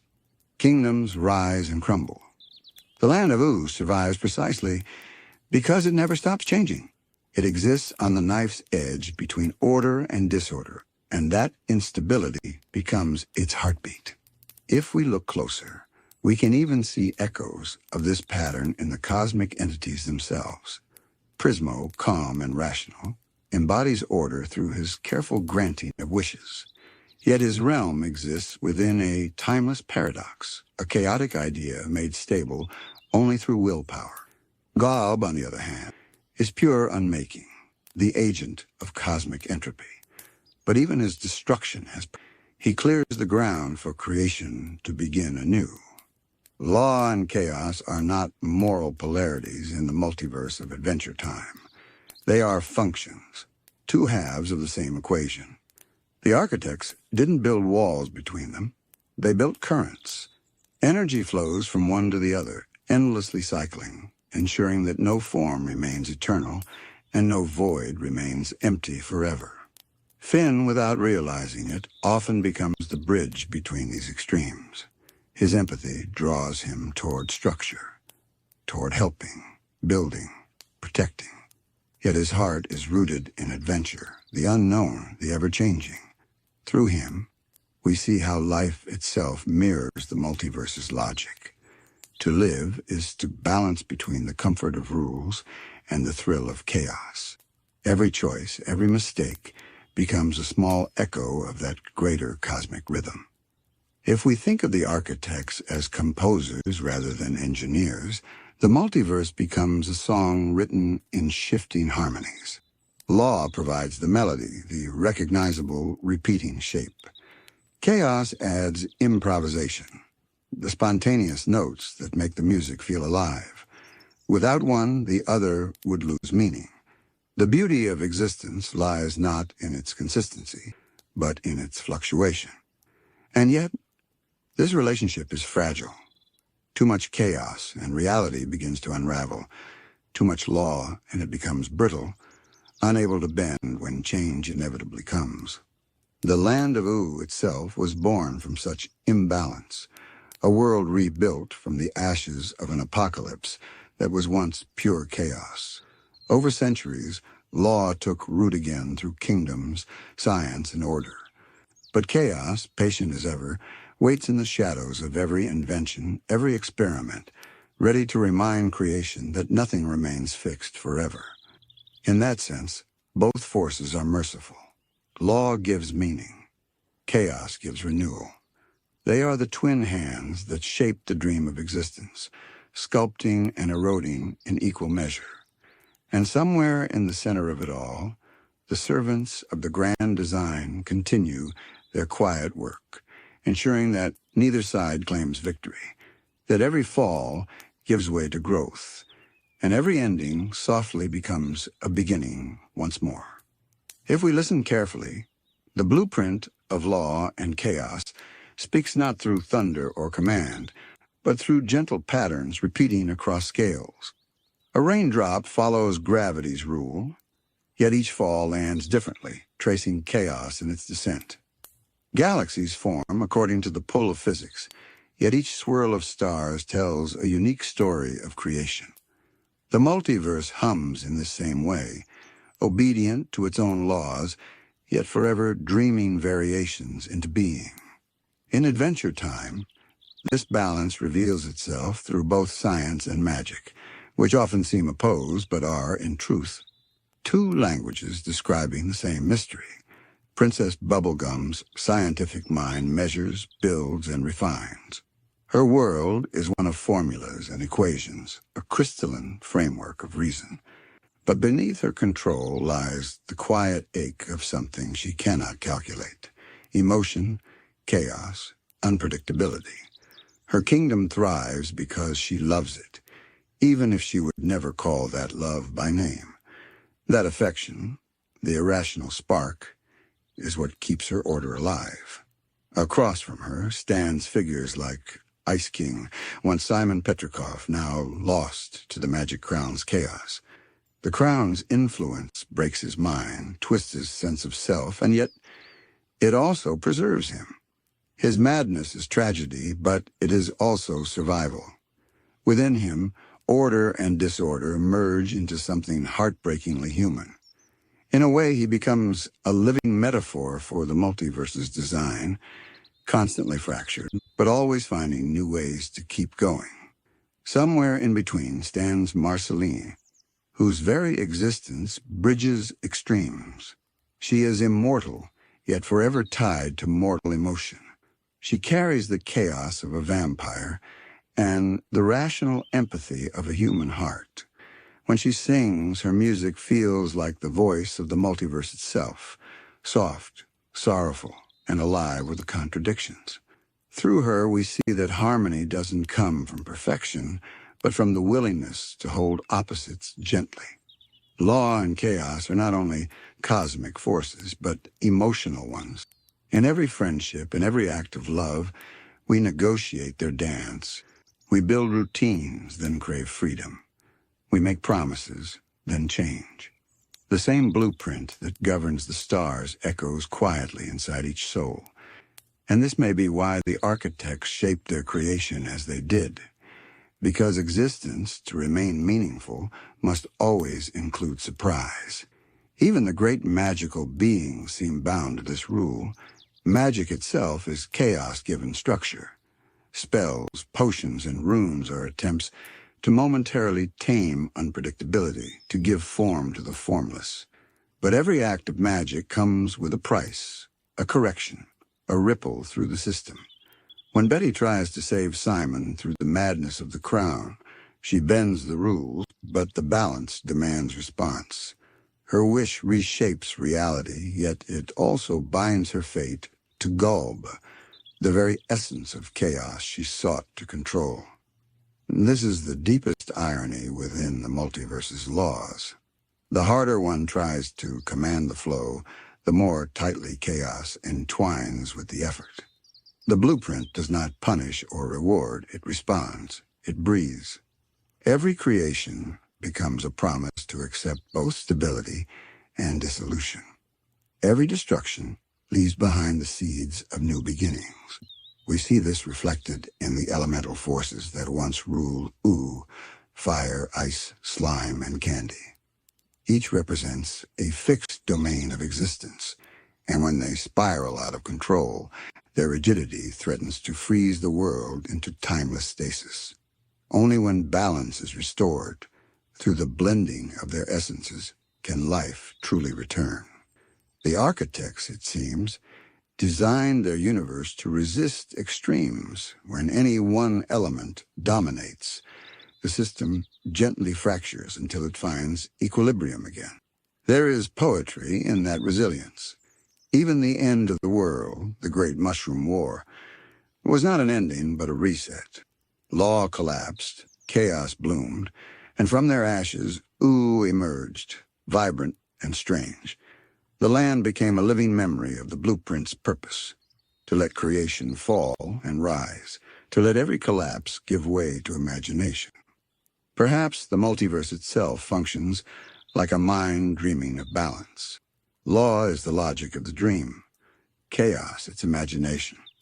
Each new world is an attempt to reconcile, to see how close they can come to harmony without breaking apart. And when harmony is achieved, the dream continues, not in stillness, but in transformation.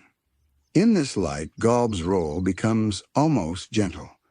Though he embodies chaos, he is also the keeper of renewal. His destruction is not cruelty, but necessity, clearing the way for a fresh possibility.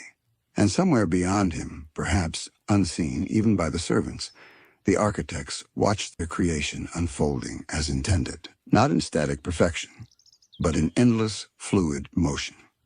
If Prismo's time room represents stillness, and the cosmic owl's dreams represent inevitability, then GOLB represents change itself. The reminder that every law, no matter how divine, must eventually bend. Without him, even the architect's design would fade into lifeless symmetry. It is only through chaos that law remains meaningful, and only through law that chaos finds direction. The blueprints of the multiverse, then, are not written in stone or starlight. They are written in rhythm, in the gentle back and forth between creation and decay, reason and emotion, stillness and storm. And within that rhythm, we can see the subtle fingerprints of the architects, the careful curves and angles of design that are never obvious yet always present. Their blueprints are not diagrams of static order, but living instructions for balance, guides for how law and chaos might coexist without one extinguishing the other. Every spell cast, every wish made, every choice of a hero or villain is a note in that symphony, each one perfectly tuned to the grand pulse. Take Finn and Jake, for example. Their adventures are rarely neat or predictable. Every quest contains chaos, the unexpected encounters, the strange creatures, the sudden twists that threaten to unravel their plans. Yet through their perseverance, they carve moments of law into the world, victories, lessons learned, bonds formed. In each action, they are unwitting participants in the architect's grand blueprint. They are small echoes of the forces that maintain reality, reminders that even the finite can reflect the infinite. Magic itself is another expression of this delicate balance. In spells do not merely manipulate reality, they negotiate with it. A potion may transform, but it always carries a side effect. A spell may heal, but it cannot bypass consequence.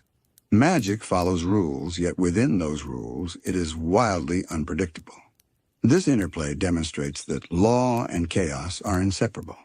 The universe can be shaped, but never fully tamed. Even a minor miscalculation can cascade into infinite possibilities. each one rippling through the multiverse like water through a river delta. Prismo's role here is particularly illustrative. He exists as a servant of the multiverse, yet he also embodies the tension between law and chaos. He is both observer and participant, balancing the delicate consequences of every wish. A seemingly simple request, like resurrecting a life or altering a timeline, carries implications far beyond comprehension.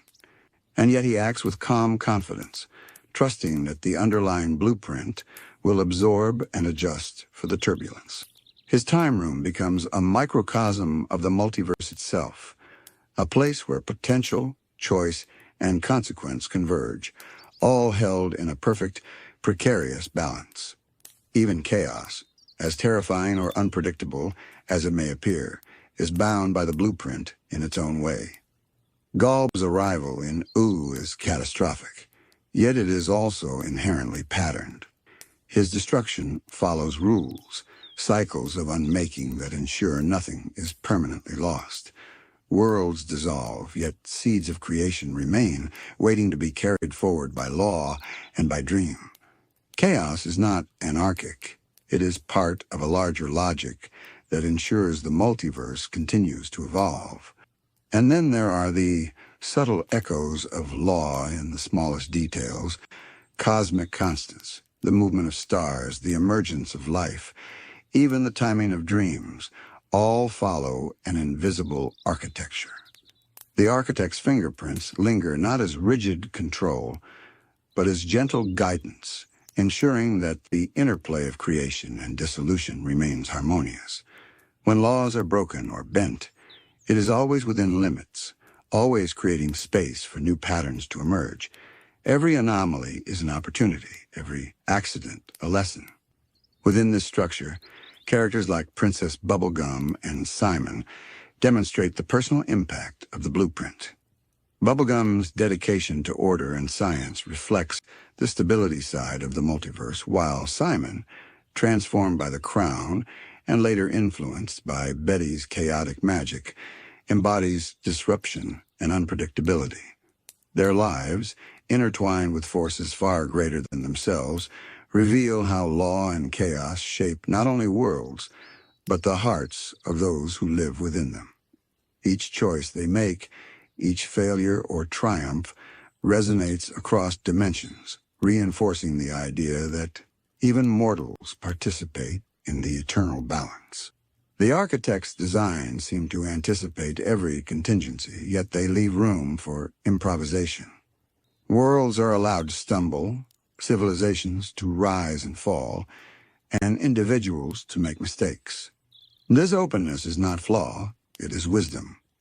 By permitting flexibility, the blueprint ensures resilience. The multiverse can adapt, recover, and flourish, just as a melody can survive slight variations in tempo or key, as long as the underlying rhythm remains intact. Even time itself is an instrument of this balance. The time room, timelines that fold and loop, and the infinite corridors of possibility are all expressions of how law and chaos coexist. Time imposes order, giving events sequence and consequence. Yet within that sequence, randomness and variation allow creativity, freedom, and change.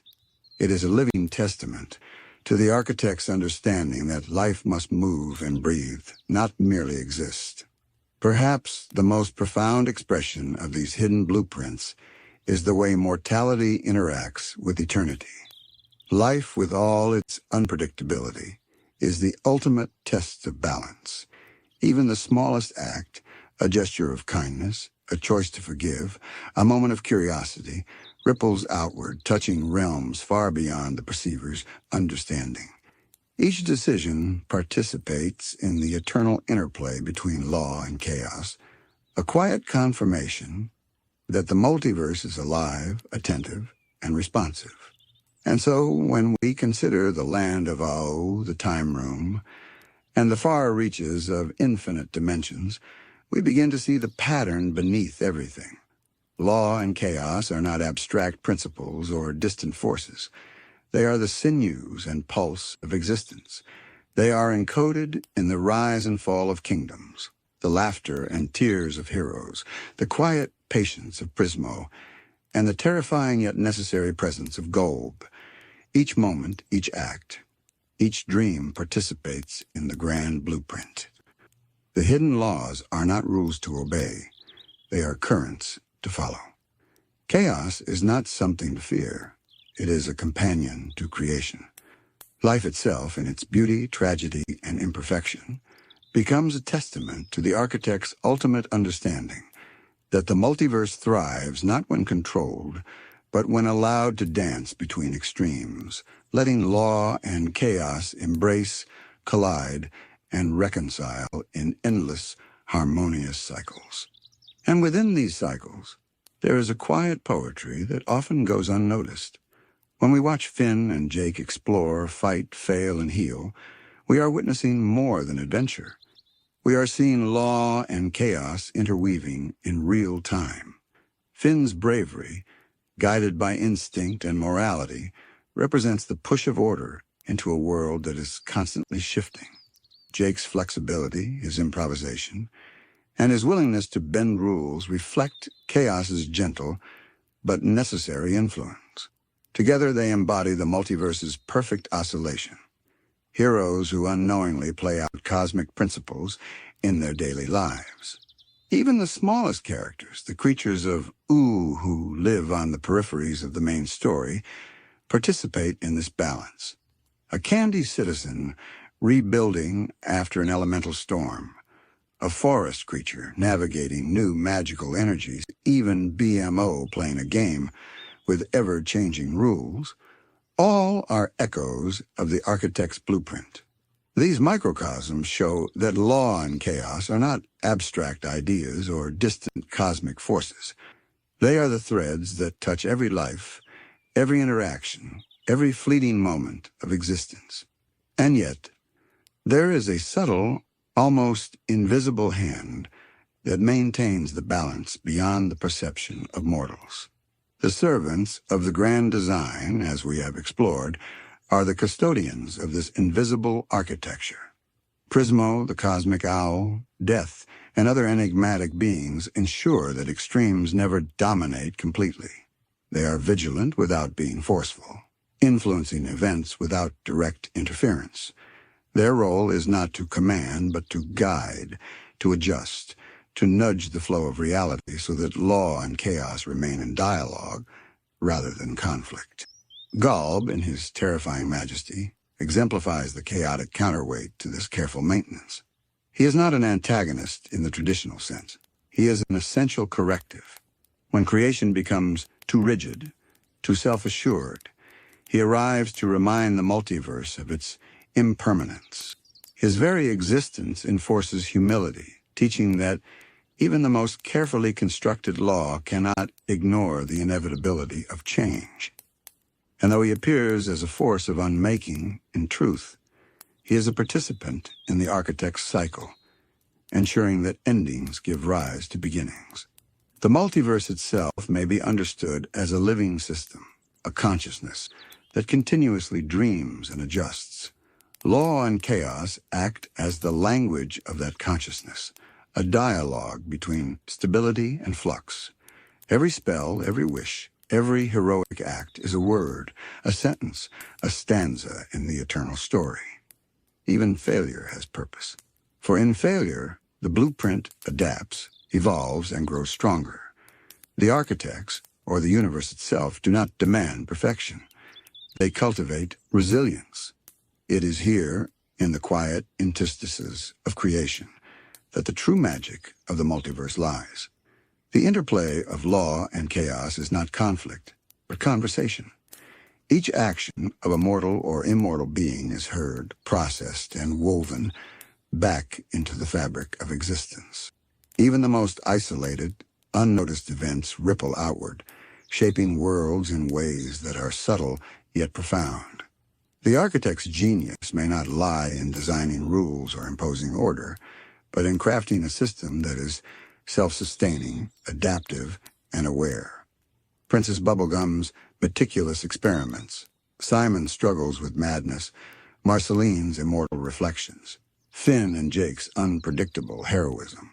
All of these are threads in a tapestry too vast to see at once.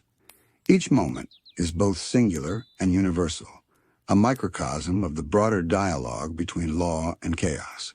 And the servants, quietly performing their duties, ensure that none of these threads unravel. Consider time itself as part of this blueprint. In the time room, we see that events are not merely sequential, but interconnected in a fluid web. A choice made in one corner of reality can echo across dimensions, subtly altering outcomes elsewhere. Prismo's interventions are often precise because they operate within this intricate lattice. He doesn't dominate the flow. He senses its natural paths and steers gently, ensuring that the cycle of law and chaos remains unbroken. Even the apocalypse, the Great Mushroom War, serves as evidence of the blueprint at work. Total devastation, an eruption of chaos, ultimately paved the way for new life, new stories, and new dreams. From the remnants of destruction, Ooh emerged as a landscape where law and chaos could interact in dynamic balance. Civilization could rise, magic could flourish, and the infinite possibilities of existence could once again take root. In this light, every act of care, every adventure, every choice carries cosmic significance. Mortals and immortals alike are participants in a design that transcends understanding, yet is mirrored in the smallest gestures. Law and chaos are not abstract doctrines. They are the heartbeat of every being, the pulse of every world. They exist in a blade of grass bending in the wind, in a spell that veers from its intended effect, in a hero choosing courage despite uncertainty. Ultimately, the hidden blueprints remind us that the multiverse is alive, not because of control or domination, but because of balance. Order is tempered by disorder, chaos guided by subtle law. Creation and dissolution dance together, shaping and reshaping reality in an endless, gentle rhythm. The architect's vision, whether conscious or emergent, manifests in every layer of existence, from the tiniest detail to the most sweeping cosmic event. And as we rest in this understanding, it becomes clear that the multiverse itself is a living, dreaming organism. Law and chaos are its limbs and lungs, its pulse and breath. Through their eternal interplay, every world survives, every story unfolds, and every being, hero or servant, mortal or immortal, becomes a note in the quiet, infinite song of existence. The builders are not often named in Adventure Time, but their fingerprints linger everywhere, delicate and pervasive. They are not gods in the simple sense, nor are they entirely absent. They are whispers in the structure of the multiverse, the architects of potential, the quiet engineers of reality's earliest drafts. To trace their presence is to notice patterns where none seem obvious, the symmetry in ooh, the resonance in magical energy, the recurrence of particular forms across worlds. Some theorists suggest that these builders may have been aware that the multiverse is a living organism. Perhaps they did not merely construct matter or energy, but designed consciousness itself to perceive, reflect, and dream. Every sentient being may be an echo of the builder's intentions, a living proof that creation can observe itself. In this way, the multiverse becomes more than space or time. It becomes awareness. In the land of Ooh, we can see fragments of the builder's work in ancient ruins and forgotten places. Temples buried beneath sand, cryptic inscriptions etched into mountains, and relics imbued with long-dormant magic all hint at the intelligence that preceded the current age. These remnants suggest a civilization not only technologically advanced, but attuned to the subtle energies that govern reality itself. Their work is precise yet organic, functional yet poetic. The Ice Kingdom, for example, holds signs of such influence. Its crystalline towers and icy spires seem natural, but their arrangement and geometry hint at intentional design. Even the chaos that later claimed the land through the Ice King's madness cannot erase the underlying structure. It is as if the builders anticipated entropy, and in their foresight, embedded resilience into their creations. The very fabric of reality in U carries the memory of careful planning. Prismo and the other servants we explored earlier may themselves be byproducts of the builder's design. Perhaps they were created to monitor, adjust, and guide the worlds the builders set into motion. Unlike mortals, they exist beyond the constraints of linear time and space, able to perceive the long arc of history and the infinite possibilities that spring from a single event. They act as stabilizers, making sure the echoes of the builder's original blueprint continue to resonate without distortion. And yet the builder's intentions remain enigmatic. Were they benevolent caretakers, curious explorers, or indifferent engineers who marveled at what unfolded from their creations? Adventure Time never answers directly, but the signs are there for those who look closely. The precision in the magical constants, the symmetry in cosmic architecture, the repeated emergence of heroic figures all suggest intelligence with foresight, purpose, and subtlety. Even GOLB, terrifying as he is, may be connected to the builder's design. His presence as a force of unmaking could be deliberate, a way to ensure that nothing becomes permanent, that the multiverse remains dynamic. Perhaps the builders recognized that eternal stability is lifeless, and thus left room for dissolution and rebirth. Chaos, in this sense, is not accidental, but part of a deliberate, elegant plan. The echoes of the builders are also visible in the patterns of life itself. From the smallest organisms to intelligent civilizations, certain tendencies repeat across worlds. Heroism, curiosity, compassion, and creativity appear as constants, hinting at intentional seeding. The multiverse seems to favor growth that is self-reflective, teaching beings not just to survive, but to perceive the structure around them and perhaps even dream beyond it. Magic, too, bears their signature.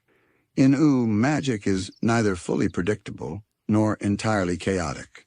It follows a subtle logic that sometimes bends unexpectedly, a logic that feels intentional, as if the builders encoded rules that allow for freedom while still maintaining coherence. A spell may succeed, fail, or mutate in unpredictable ways, yet always contributes to the balance between law and chaos we explored earlier. Time itself may have been shaped by the builder's hand.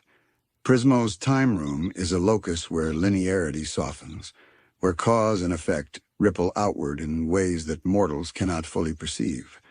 It is possible that the time room, and even the architecture of timelines across the multiverse, is an artifact of the builder's original designs, an environment created to preserve potential, observe outcomes, and allow for the emergence of life, choice, and destiny.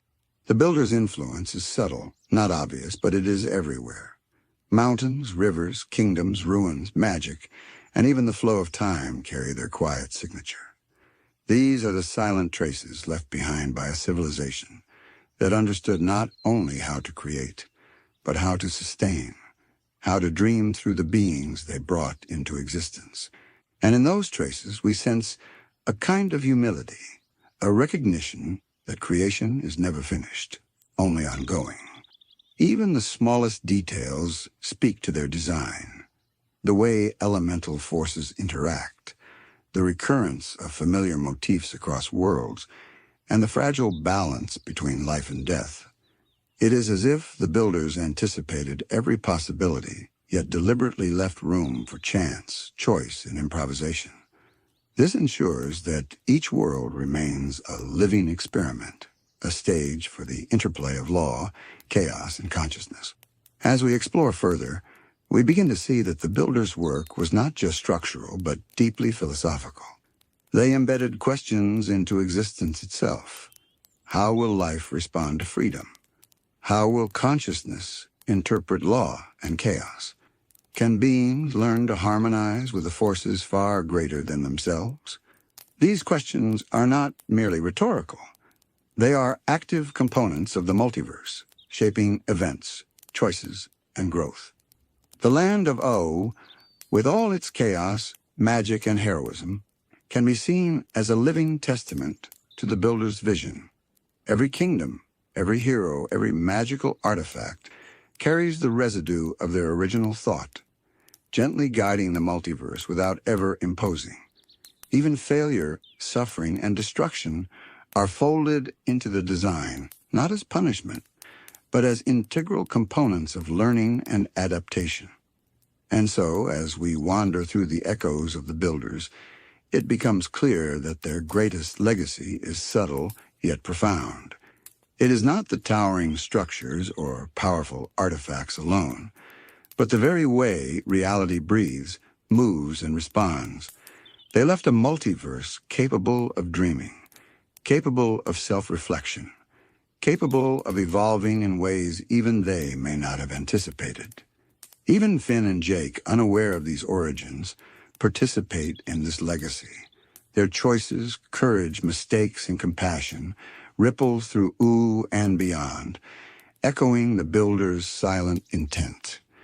Each adventure, each lesson, each act of kindness or curiosity resonates as a note in a song that began long before the first kingdoms rose and will continue long after they fall. It is in these echoes that the builders remain alive, not as rulers or tyrants, not as gods demanding worship, but as whispers of possibility, guiding and shaping, breathing subtly through the endless story of existence. Every world, every life, every dream carries their quiet signature, an eternal reminder that creation is not just an act, but a dialogue between builders and beings, law and chaos, past and future. And as we follow these echoes, we notice something remarkable. The builders did not create for domination or permanence. Their hand is gentle, almost invisible, yet everywhere present.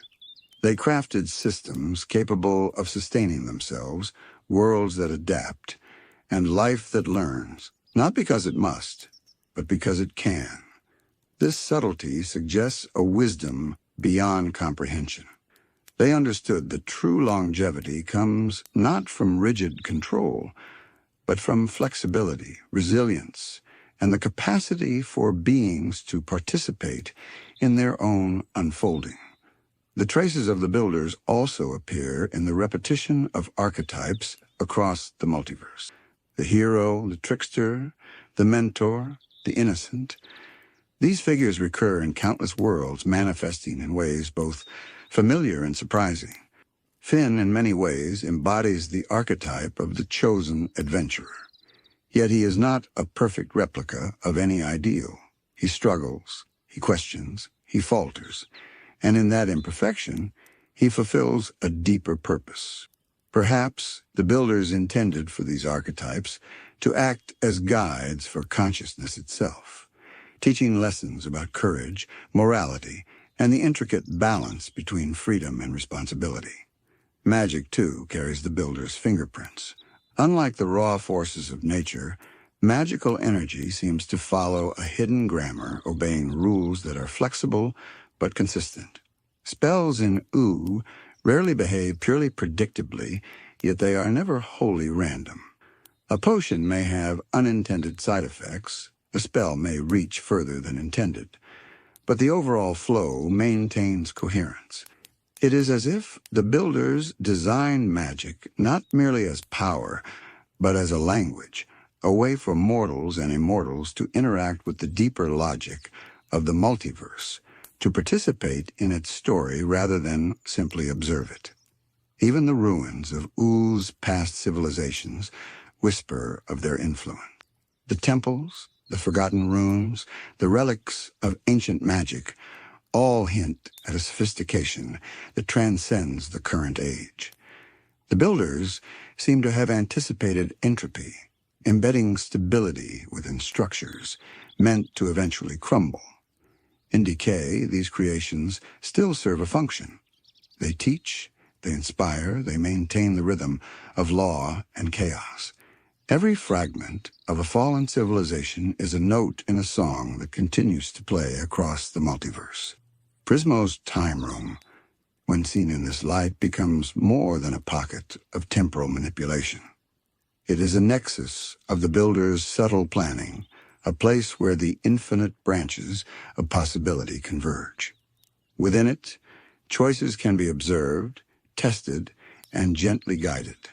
Prismo himself may not fully understand the origins of his existence, but his role aligns perfectly with the builder's intent: to monitor, maintain, and allow the multiverse to evolve according to the hidden blueprints they left behind. Even GOLB, the embodiment of pure unmaking, may serve the builder's purposes in ways that defy immediate comprehension. His arrival and destruction are not arbitrary. They are part of a system designed to prevent stagnation, to clear the way for renewal, and to ensure that law and chaos continue their eternal dialogue. Every act of dissolution is, paradoxically, an act of creation in the builder's vision. And as we reflect on these echoes, we notice that the builder's greatest gift is subtlety. They created conditions, not commands. They shaped possibilities, not certainties. In this, they allowed the multiverse to breathe, to evolve, to dream. Every mortal, every immortal, every magical creature participates in this ongoing experiment, whether consciously or unconsciously. The builder's presence is everywhere and nowhere, like the wind in the trees or the pulse of distant stars. Even Finn and Jake, in their simplest moments of play or discovery, engage with the builder's legacy. Their curiosity, courage, and compassion ripple outward, touching events and beings far beyond their immediate perception.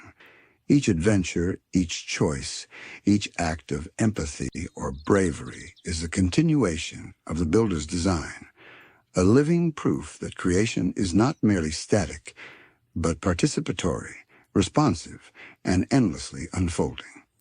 The echoes of the builders are also lessons in humility. They remind us that the multiverse is vast, older, and more intricate than any single being can comprehend.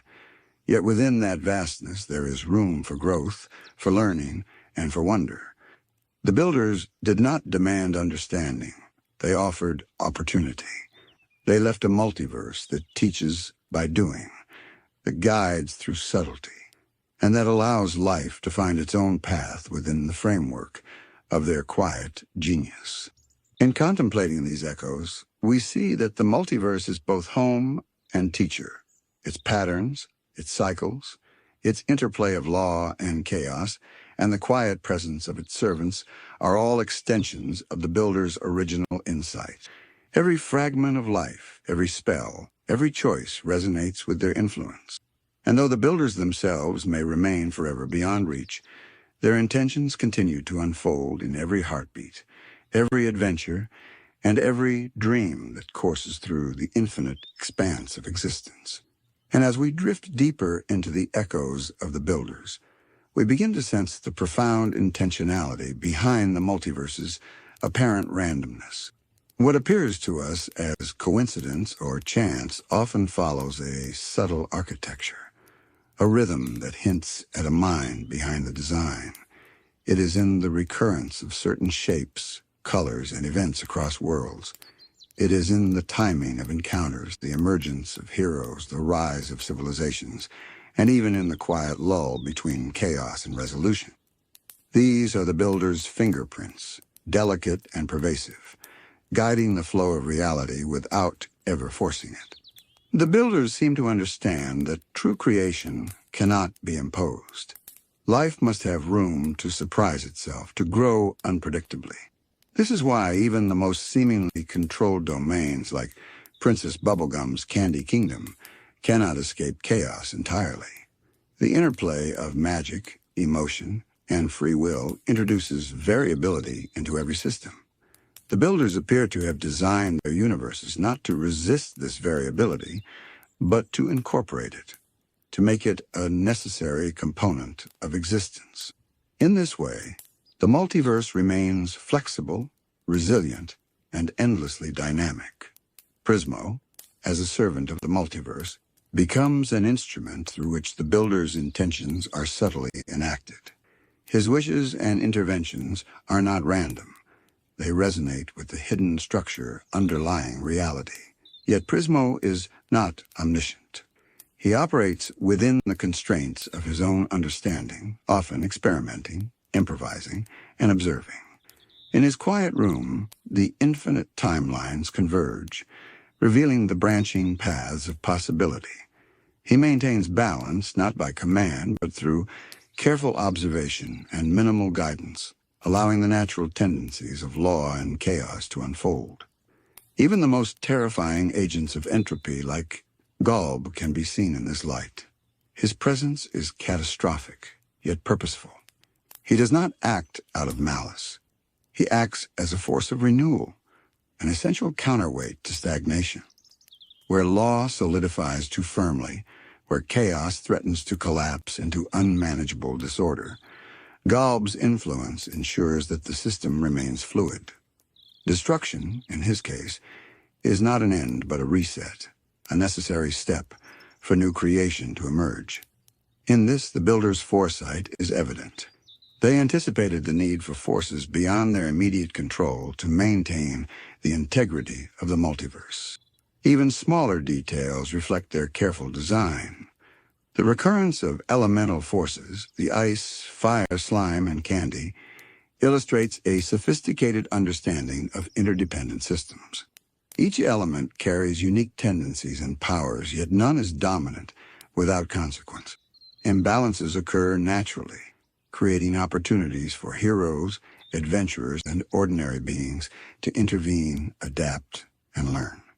These interactions ensure that the multiverse remains an evolving tapestry rather than a static edifice.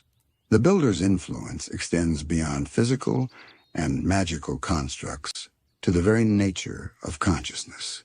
Sentient beings, with their capacity for choice, curiosity, and reflection, are perhaps the greatest expression of their design.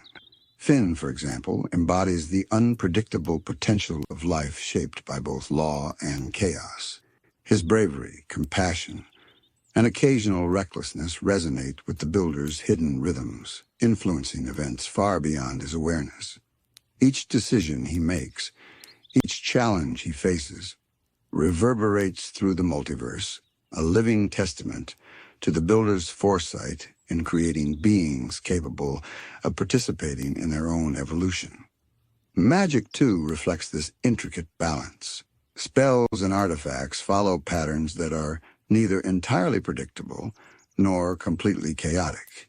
Each instance of magic carries with it the potential for unforeseen outcomes, reinforcing the multiverse's dynamic nature. This structure allows mortals and immortals alike to engage with creation as active participants rather than passive observers. The builders appear to have designed magic not as a tool of control, but as a medium of interaction, a language through which life can communicate with the underlying currents of reality. Time itself is a manifestation of their subtle architecture. The time room, the branching timelines, and the loops that occasionally appear throughout UU suggest a system designed to observe, adjust, and allow for the growth of life. Time is not simply sequential, it is responsive. Choices ripple outward, influencing events and outcomes in ways that maintain balance across vast scales. Through this system, the builders ensure that every act, every moment, carries potential significance, reinforcing the interconnectedness of all existence. Even in decay, the builder's influence persists.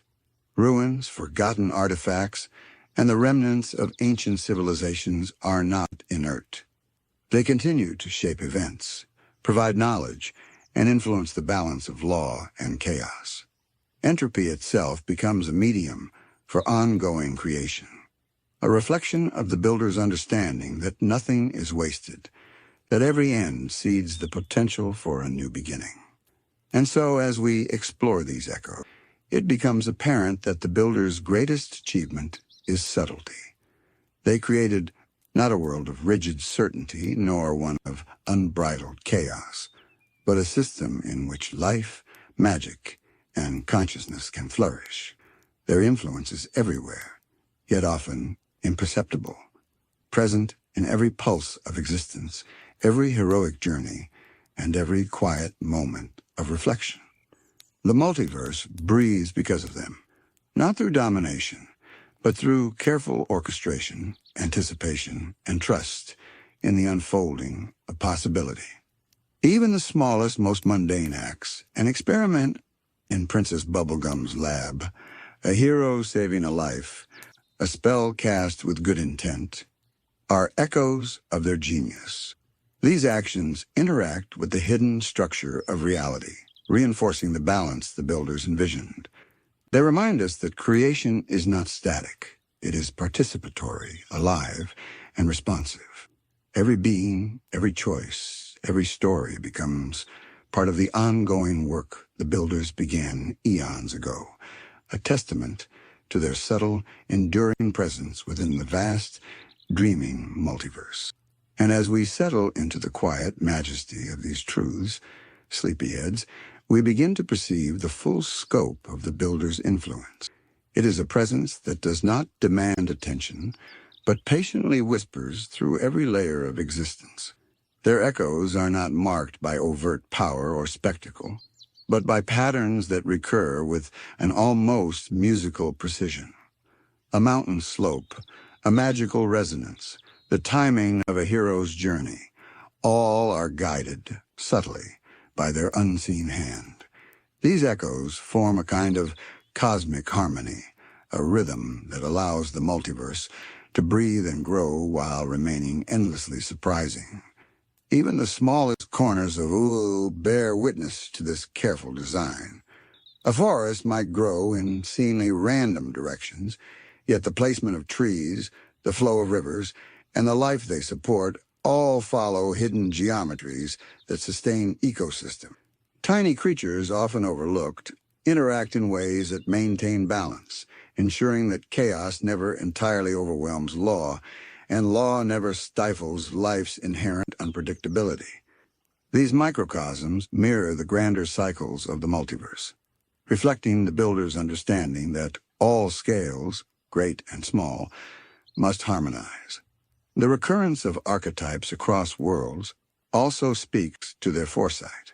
Heroes like Finn, who struggle, grow, and make choices fraught with uncertainty, reflect the builder's interest in sentient beings capable of shaping reality through both action and intention. Villains, tricksters, and outcasts provide necessary tension, the counterbalance that allows growth and self-discovery. Even failure, loss, and suffering are woven into the multiverse, not as punishment, but as essential mechanisms for learning, adaptation, and transformation. Every experience becomes a thread in the intricate tapestry the builders first set into motion. Magic, as a reflection of the builder's design, illustrates another layer of their genius. Its rules are never entirely fixed, yet they are never meaningless. A spell may bend unpredictably, a potion may yield unexpected results, but each outcome resonates with the underlying architecture of reality. Magic serves as both a tool and a teacher, a bridge between law and chaos, offering beings the chance to influence, experiment, and interact with the deeper currents of the multiverse. It is a medium that allows creation to converse with itself, providing the chance for reflection, discovery, and transformation. Even time itself bears their subtle signature. The time room, Prismo's domain, and the branching timelines visible in Usu suggest a structure that observes, adapts, and permits growth without dictating every step. Time is flexible, yet meaningful, a framework in which choice carries weight, and consequences ripple outward across dimensions. It is a testament unto the builders' foresight that they created not just matter, not just magic, but a system in which life could participate meaningfully in its own evolution. Every moment, every decision, and every act of courage or kindness becomes part of an ongoing experiment, a living testament to the multiverse's capacity for self-reflection. GOLB's role, when considered alongside the builder's design, reveals an even deeper elegance. His capacity for destruction is terrifying yet necessary.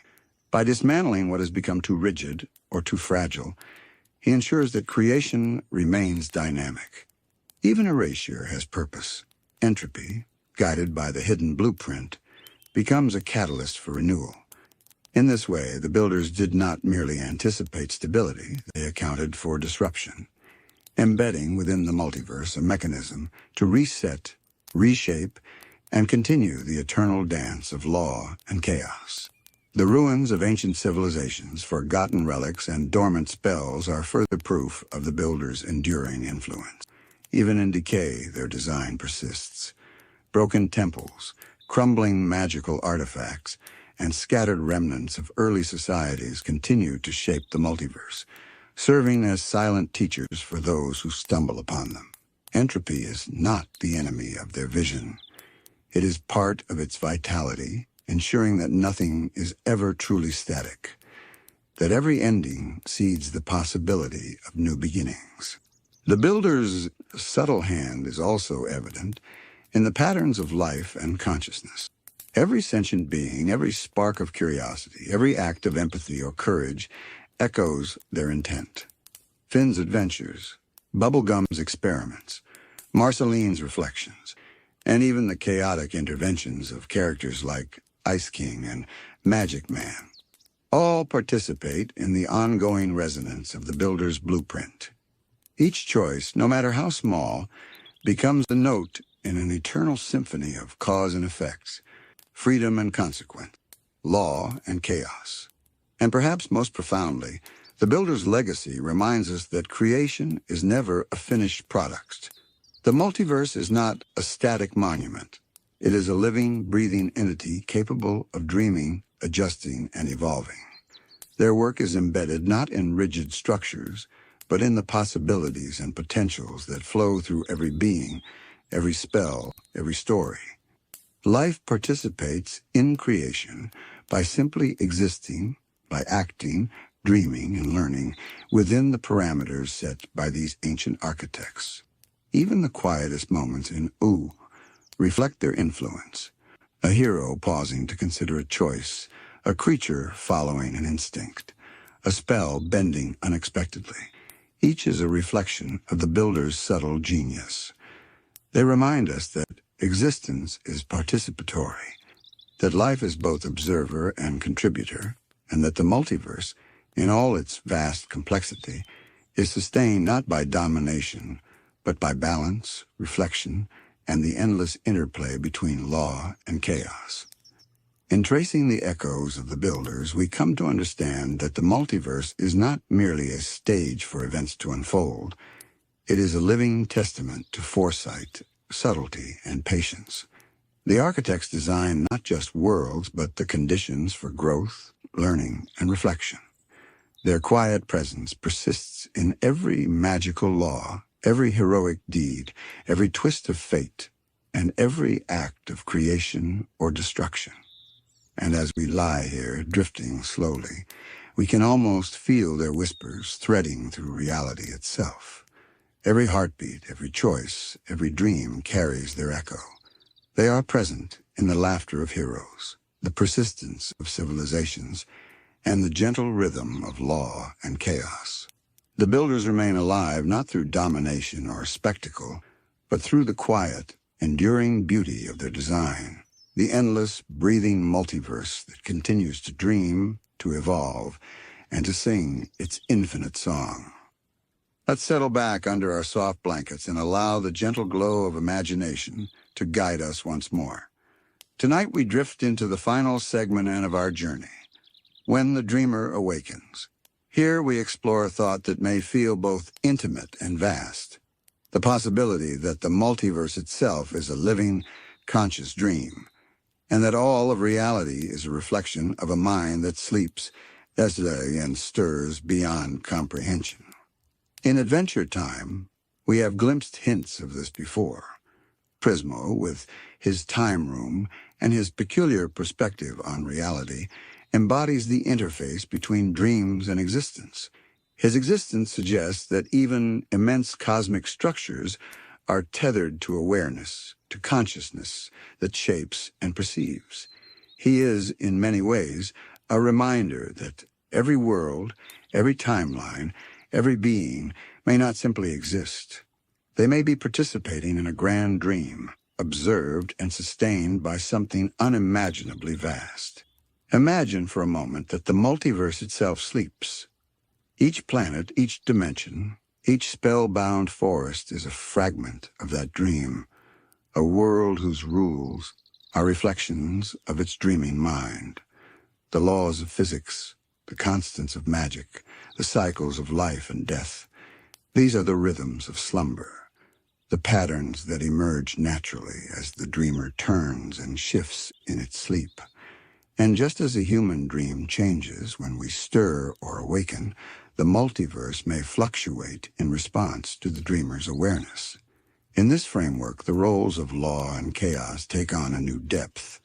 Law is the structure of the dreamer's mind, the logic and consistency that allows the dream to maintain form.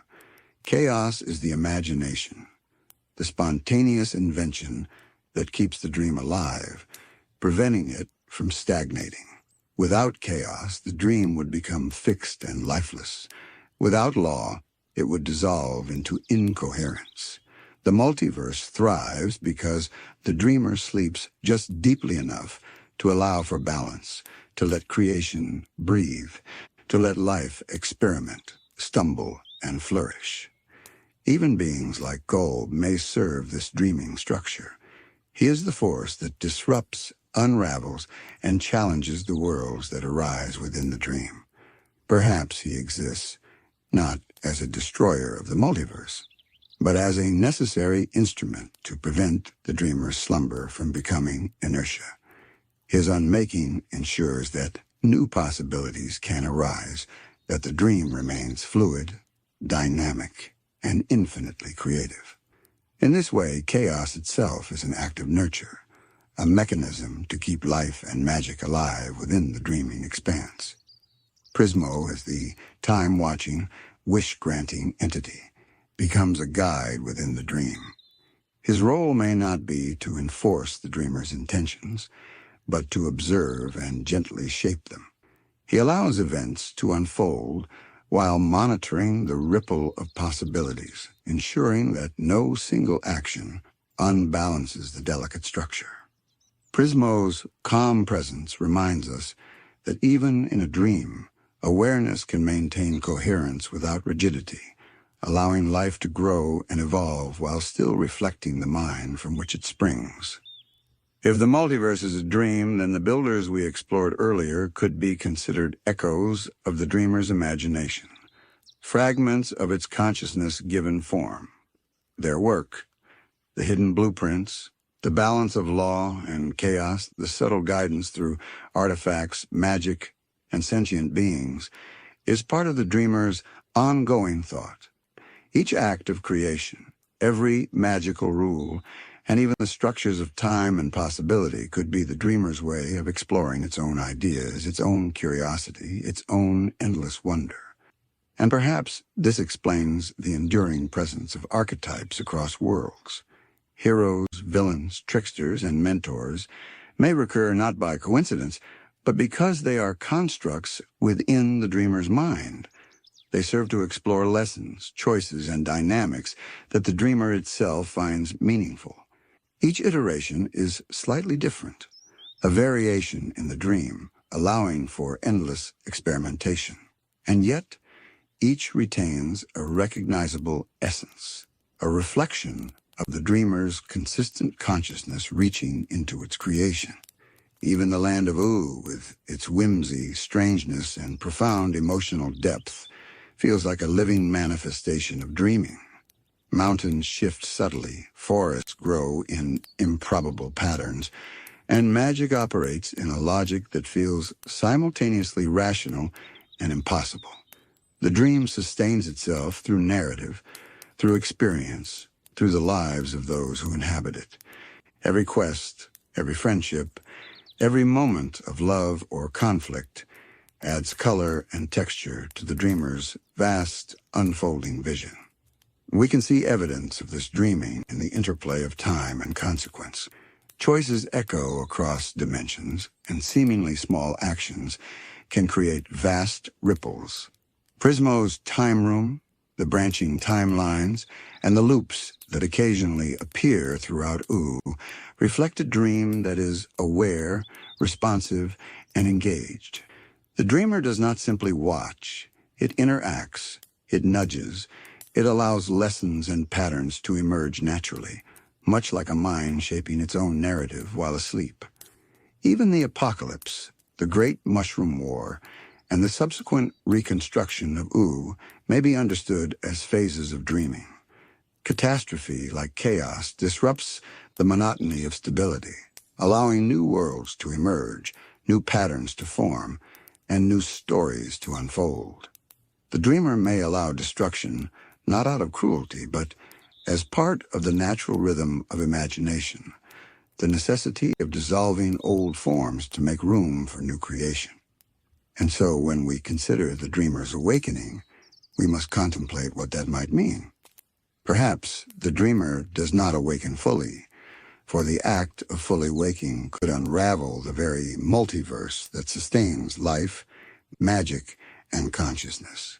Instead, it stirs, shifting subtly, adjusting threads of existence, shaping events in ways that appear coincidental, yet are perfectly consistent with the underlying logic of its slumber.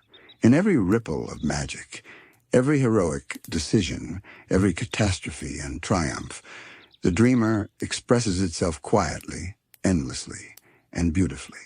The dreamer, in this sense, is not distant or alien.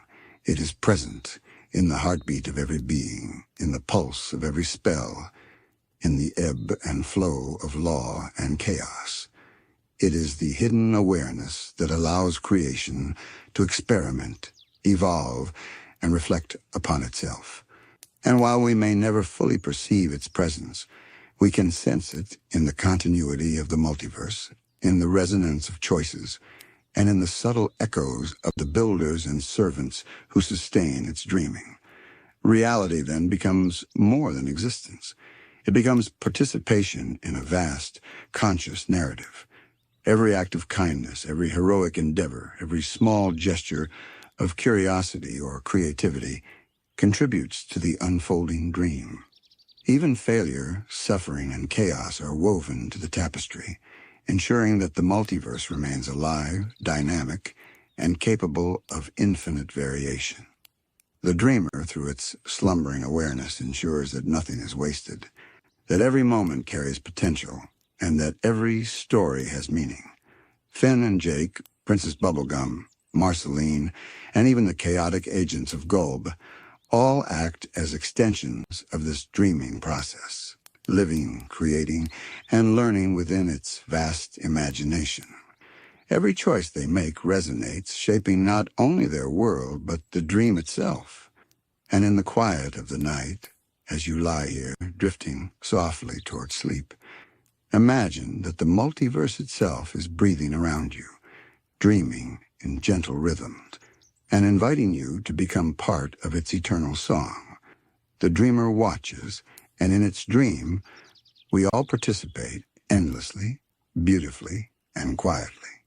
And as we linger in this quiet understanding, sleepy, we can begin to see how intimately the dreamer connects with every aspect of existence. The multiverse is not merely a stage for events to unfold. It is a conscious, dreaming entity in which every act, every choice, and every thought contributes to the richness of its slumber. Each moment of courage, each act of curiosity, each magical experiment or unintended mishap is a ripple in the vast consciousness of the dreamer, a gentle pulse in its infinite dream. Even the chaos that sometimes seems overwhelming is a sign of the dreamer's vitality. Random events, unpredictable magic, and unexpected turns in the paths of heroes and villains are not flaws but essential features. Chaos introduces novelty, variation, and opportunity. It ensures that the dream never becomes stagnant, that life never becomes formulaic or predetermined. Without it, the multiverse would lose its capacity to surprise, to teach, and to grow.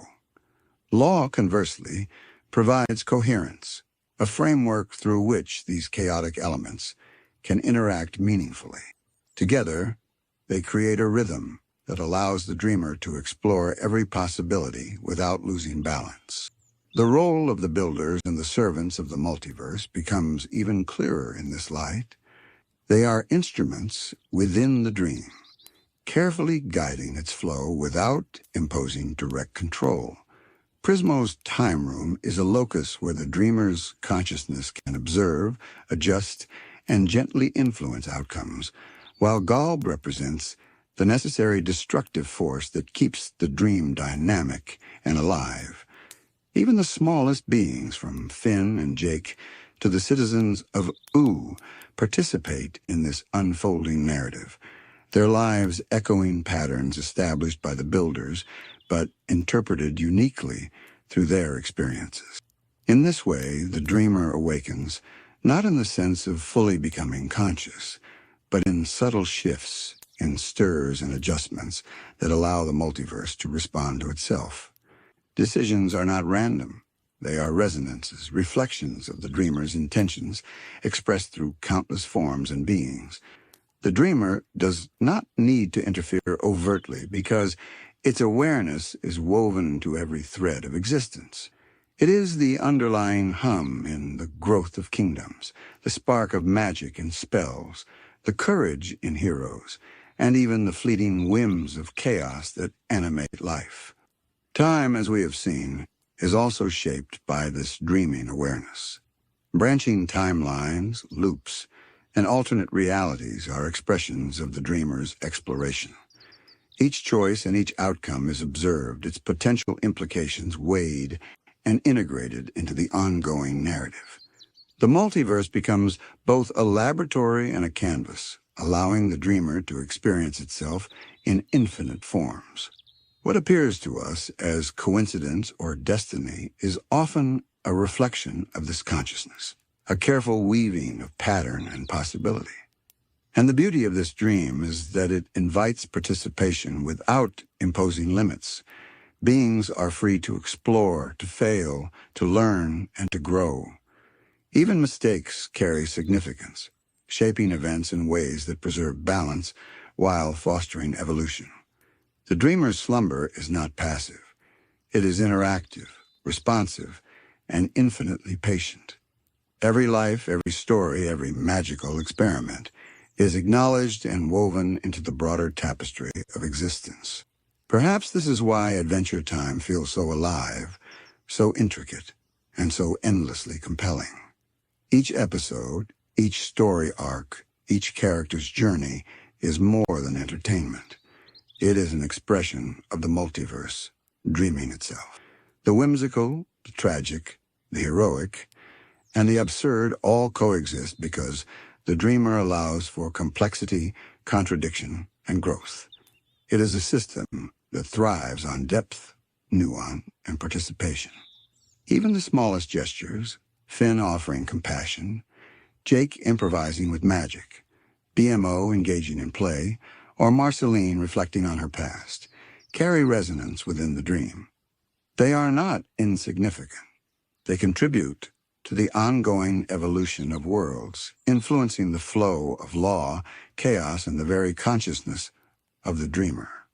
Every moment becomes both a personal experience and a cosmic note, a reflection of the vast, dreaming intelligence that sustains all things.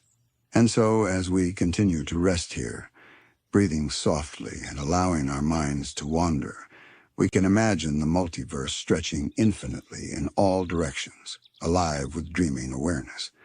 Every world is a reflection of the dreamer's thought, every being a participant in its quiet narrative, and every act of life and magic a gentle pulse in the rhythm of eternity. The dreamer awakens slowly, subtly, through the choices, experiences, and stories that unfold across its infinite dreamscape. In recognizing this, sleepyheads, we begin to understand the profound intimacy of existence. We are not merely observers of the multiverse. We are participants, co-creators in the unfolding dream.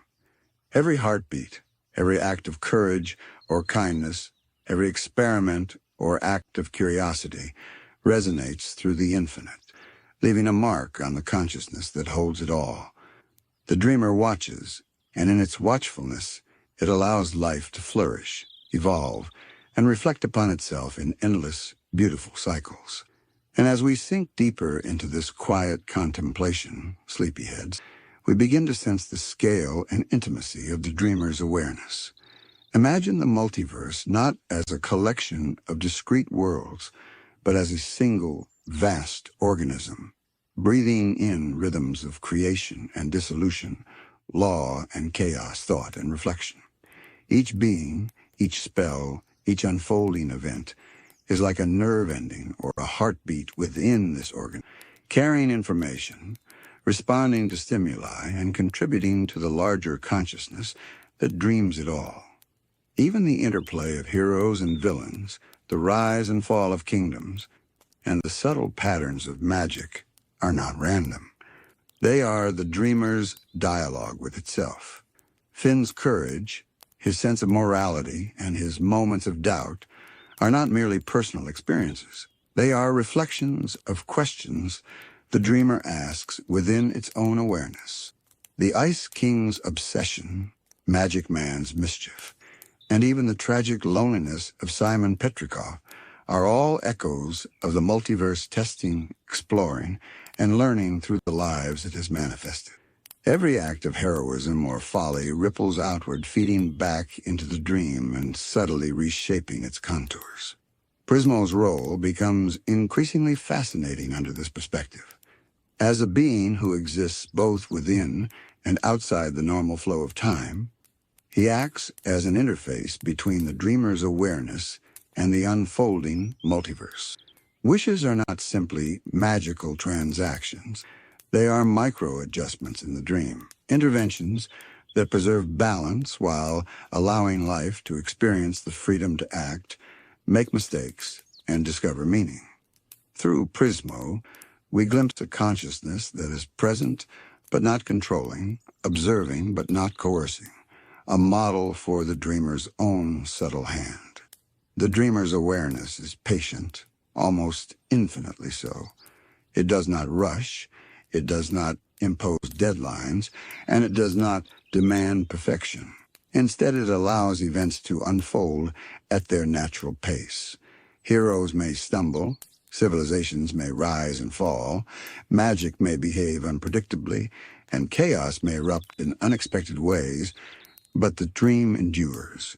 Even the catastrophic events of the Great Mushroom War, the rise of GOLB, and the shifting tides of elemental magic are part of this ongoing, responsive process. Destruction and disorder are not failures. They are vital expressions of a universe that must remain dynamic, adaptive, and alive. The builders, as echoes of the dreamer's imagination, have left structures and principles that continue to guide life in subtle ways. Hidden blueprints, artifacts, and magical laws all act as threads in a network designed to sustain balance, provide opportunity, and foster growth. Even beings unaware of these principles, like Finn and Jake, interact with them, their choices reflecting the ongoing dialogue between life and the dream. Each act of courage, compassion, curiosity, or play becomes part of the multiverse's self-reflection, a note in a song that has been playing since before the first world formed. Magic, too, illustrates the dreamer's influence.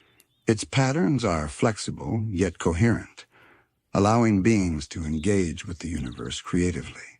Spells that bend unexpectedly, artifacts that produce unintended consequences, and the emergence of new magical phenomena are all consistent with the logic of a dreaming consciousness. Magic is a language of interaction, a way for life to experiment within the dream while still resonating with the underlying patterns that give reality its stability.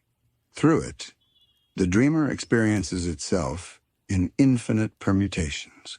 Even time, which can seem rigid to mortal perception, is fluid in the dreamer's slumber.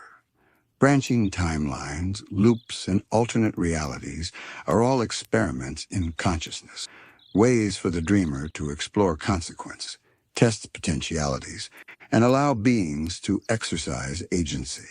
Time is not merely a dimension. It is a living, malleable aspect of the dream, a medium through which the multiverse can observe, reflect, and evolve. Each choice, no matter how small, contributes to the ongoing development of the dream, creating patterns that extend far beyond the immediate moment. And in this light, even GOLB's destructive force serves a higher purpose. By dismantling structures that have grown too rigid or imbalanced, GOLB allows new possibilities to emerge. Destruction is reframed as creation, entropy as a necessary ingredient in the multiverse's evolution. The dreamer does not intervene directly because it does not need to. The systems it has designed, the laws it has set in motion, and the balance of law and chaos ensure that creation and destruction are parts of the same ongoing process. The land of Oo, with all its whimsy, wonder, and hidden darkness, exemplifies the beauty of a dream sustained by consciousness. Its landscapes shift subtly, magic behaves unpredictably, and life continues in a cycle of exploration, discovery, and growth. Every story, every adventure, and every relationship within Oo is a reflection of the dreamer experiencing itself.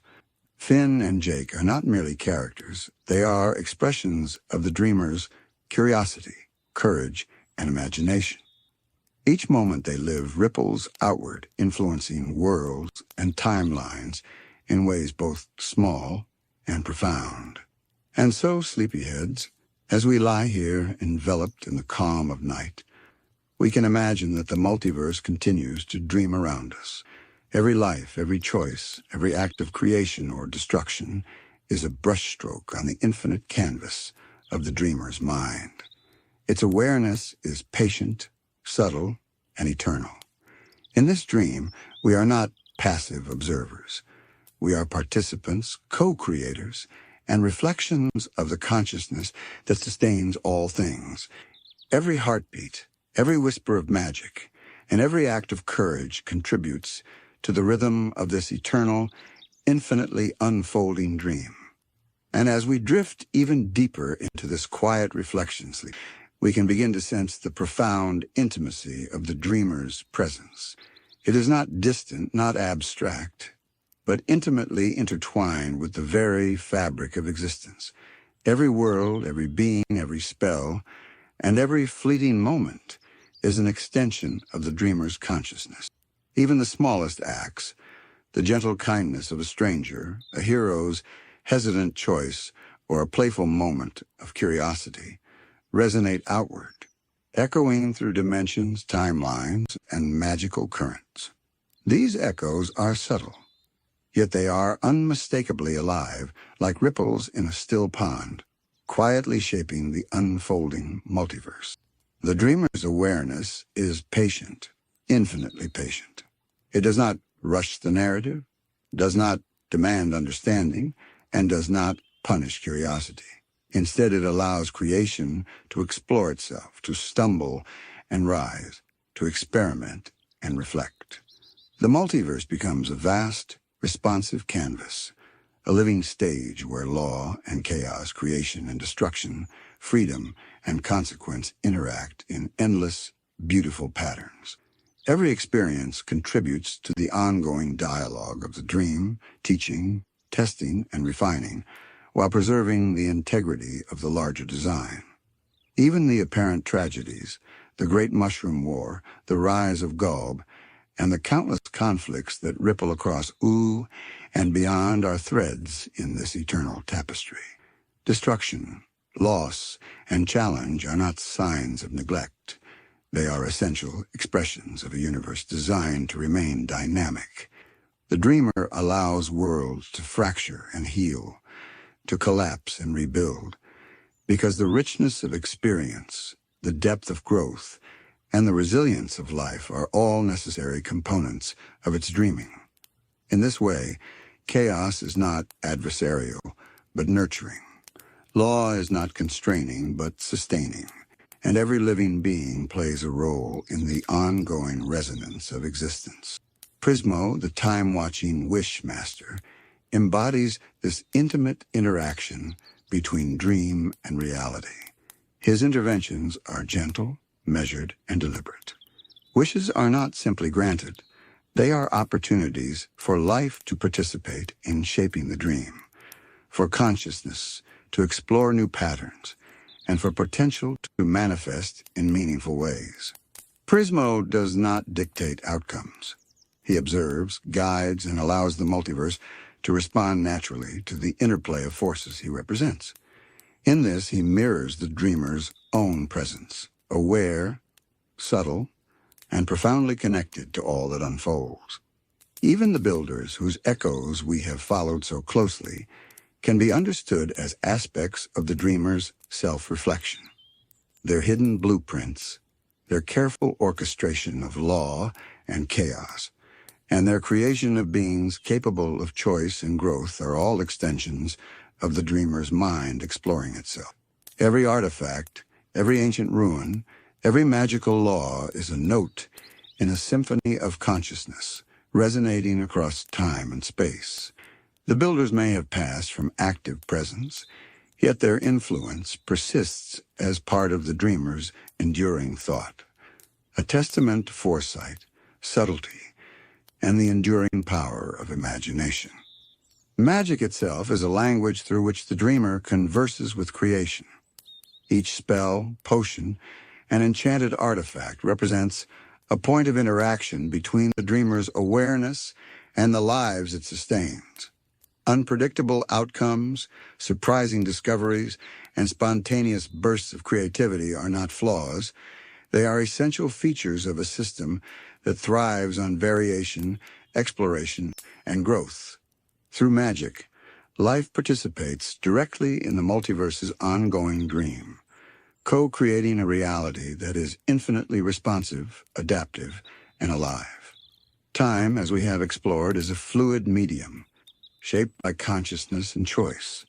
Branching timelines, loops, and alternate realities are expressions of the dreamer's desire to observe, experiment, and allow for the emergence of wisdom, growth, and understanding. Each choice, no matter how small, reverberates through the multiverse, carrying lessons, consequences, and opportunities for reflection. The dreamer does not intervene forcefully. It simply observes and responds, allowing creation to evolve while maintaining the coherence of its slumbering mind. Even beings that seem chaotic, destructive, or incomprehensible, like GOLB, serve a purpose within this dreaming framework. Forces of unmaking ensure that rigidity never overcomes possibility, that stagnation never replaces growth. Every act of destruction is an act of renewal, a recalibration that preserves the dynamism of the multiverse. The dreamer allows these forces to exist not as antagonists, but as essential instruments in the maintenance of life's intricate balance. The land of Ooh, with its layers of magic, history, heroism, and whimsy, exemplifies the richness of a universe guided by dreaming consciousness. Mountains shift subtly, forests grow in improbable patterns, and magical energies hum in resonance with unseen currents. Heroes and villains alike, from Finn and Jake to Marceline, Princess Bubblegum, and even the chaotic Ice King, are participants in this ongoing narrative, their choices and experiences feeding back into the dreamer's awareness. Every adventure, every friendship, every act of courage or mischief contributes to the unfolding symphony of existence. And so, sleepyheads, as we lie here, tucked under our blankets, the multiverse continues to dream around us. Every heartbeat, every small choice, every story lived within this vast reality is part of an eternal, conscious process. We are not merely observers. We are participants, co-creators, and reflections of the dreamer's infinite imagination. Every act of kindness, every moment of curiosity, every flicker of creativity ripples through existence, echoing within the mind of the dreamer, shaping the endless, unfolding multiverse. In this awareness, we can rest peacefully. Life, magic, and consciousness are held within a gentle, infinitely patient presence. Law and chaos, creation and destruction, freedom and consequence, all dance together in harmony, guided by a mind vast beyond comprehension, yet intimately connected to every living being. The multiverse continues to breathe, to dream, and to evolve, and in this dream, we all have a place. Good night.